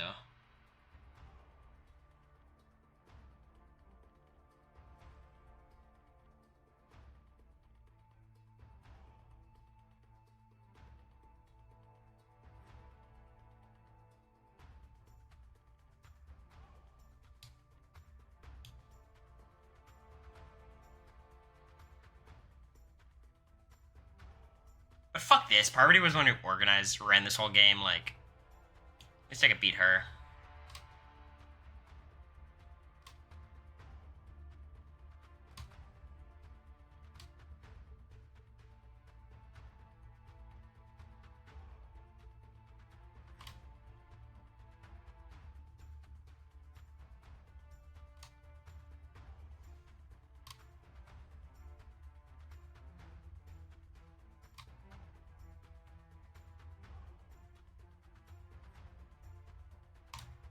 That was so slow.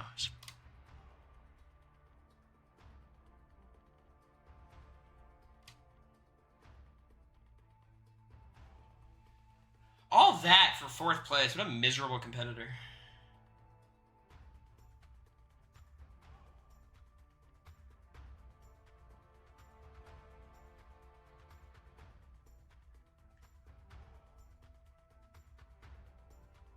You played awesome. Y'all are so annoying. Fucking circle jerk.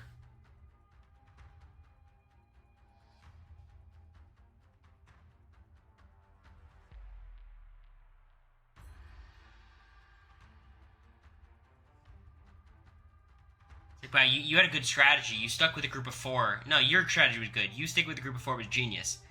In fact, I think the 4 of us all sticking together was a good move. They're probably like 11. No, they're not. It's, like, the viewers and the people in the chat, they're not 11. I've met a lot of these people. They're all like 19, or like most of them are like 25.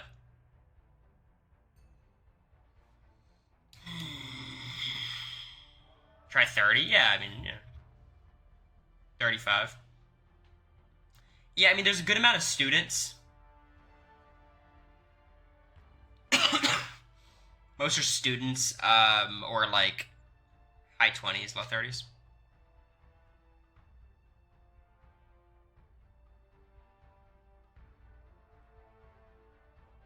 This game's still going. Don't worry, we're almost there.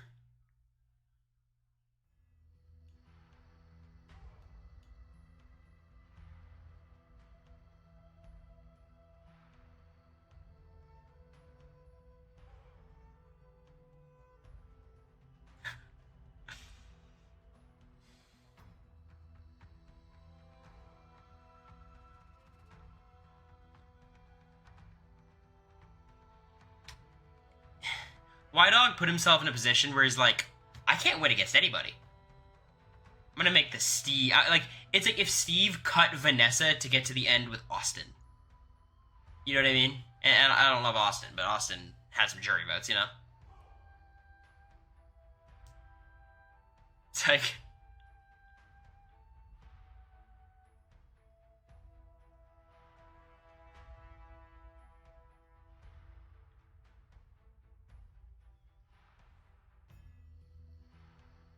Wow, they didn't update this. They still do a big finale show, huh?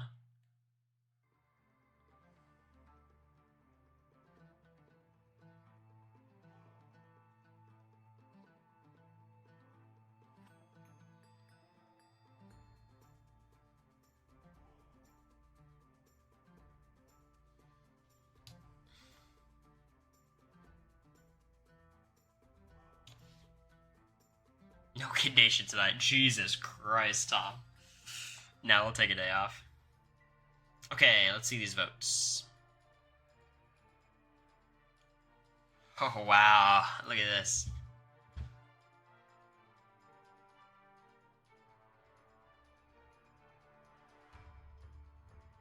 Not a good audience turnout. Who the fuck would turn up to this season?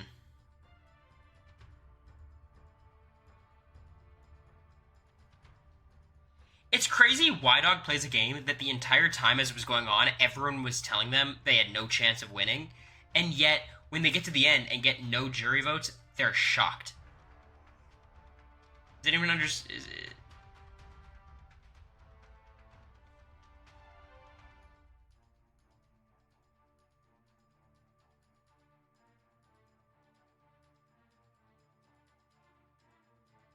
So does this mean Y-Dog gets to cast the winning vote for Brandon? Oh, wait, no, it's me. 4-3.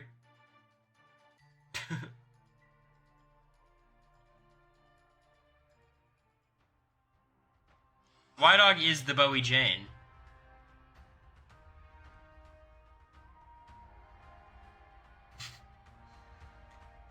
You guys fell for it. A tale as old as time.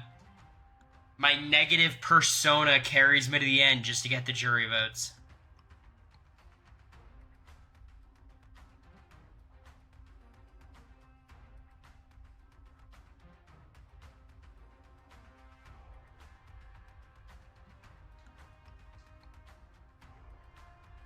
Streamer advantage? No, because here's the thing. I had to actually play this game. Winning is not worth it.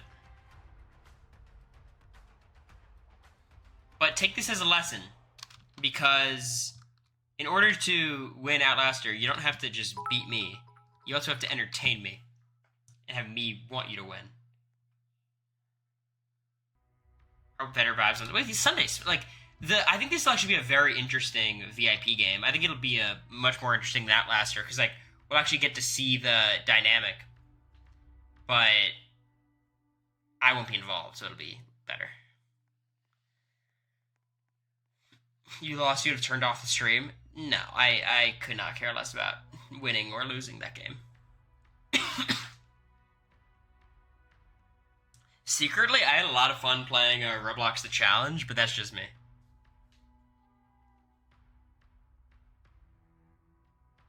Hop on Val Duos? Nah, I gotta go hang out with America, is it?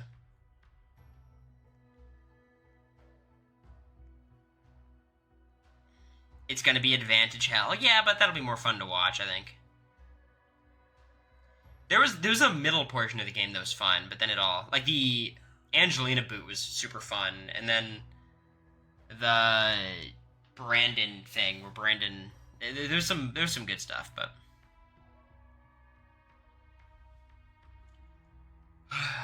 comps are fun to watch in the challenge. Yeah, I enjoyed playing them. Unless Cory wants to turn off advantage spawning. So if I turn off advantage spawning, are there still advantages? People can't just pay and buy advantages into the game, right? But there's still the normal advantages that spawn.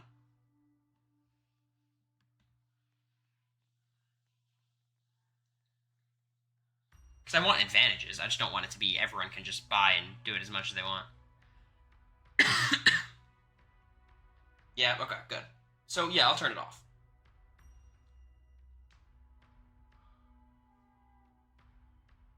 We did challenge Roblox sometime? Yeah, I'm sure. I liked it, but... Alright, I'm gonna get off. I enjoyed the presentation. Outlaster, I think, is not a stream game. If I'm playing, at least. But we do this Sunday. Yeah, I'm gonna get off. But thank you all. Long ass stream. I'm getting off. Is Ned streaming?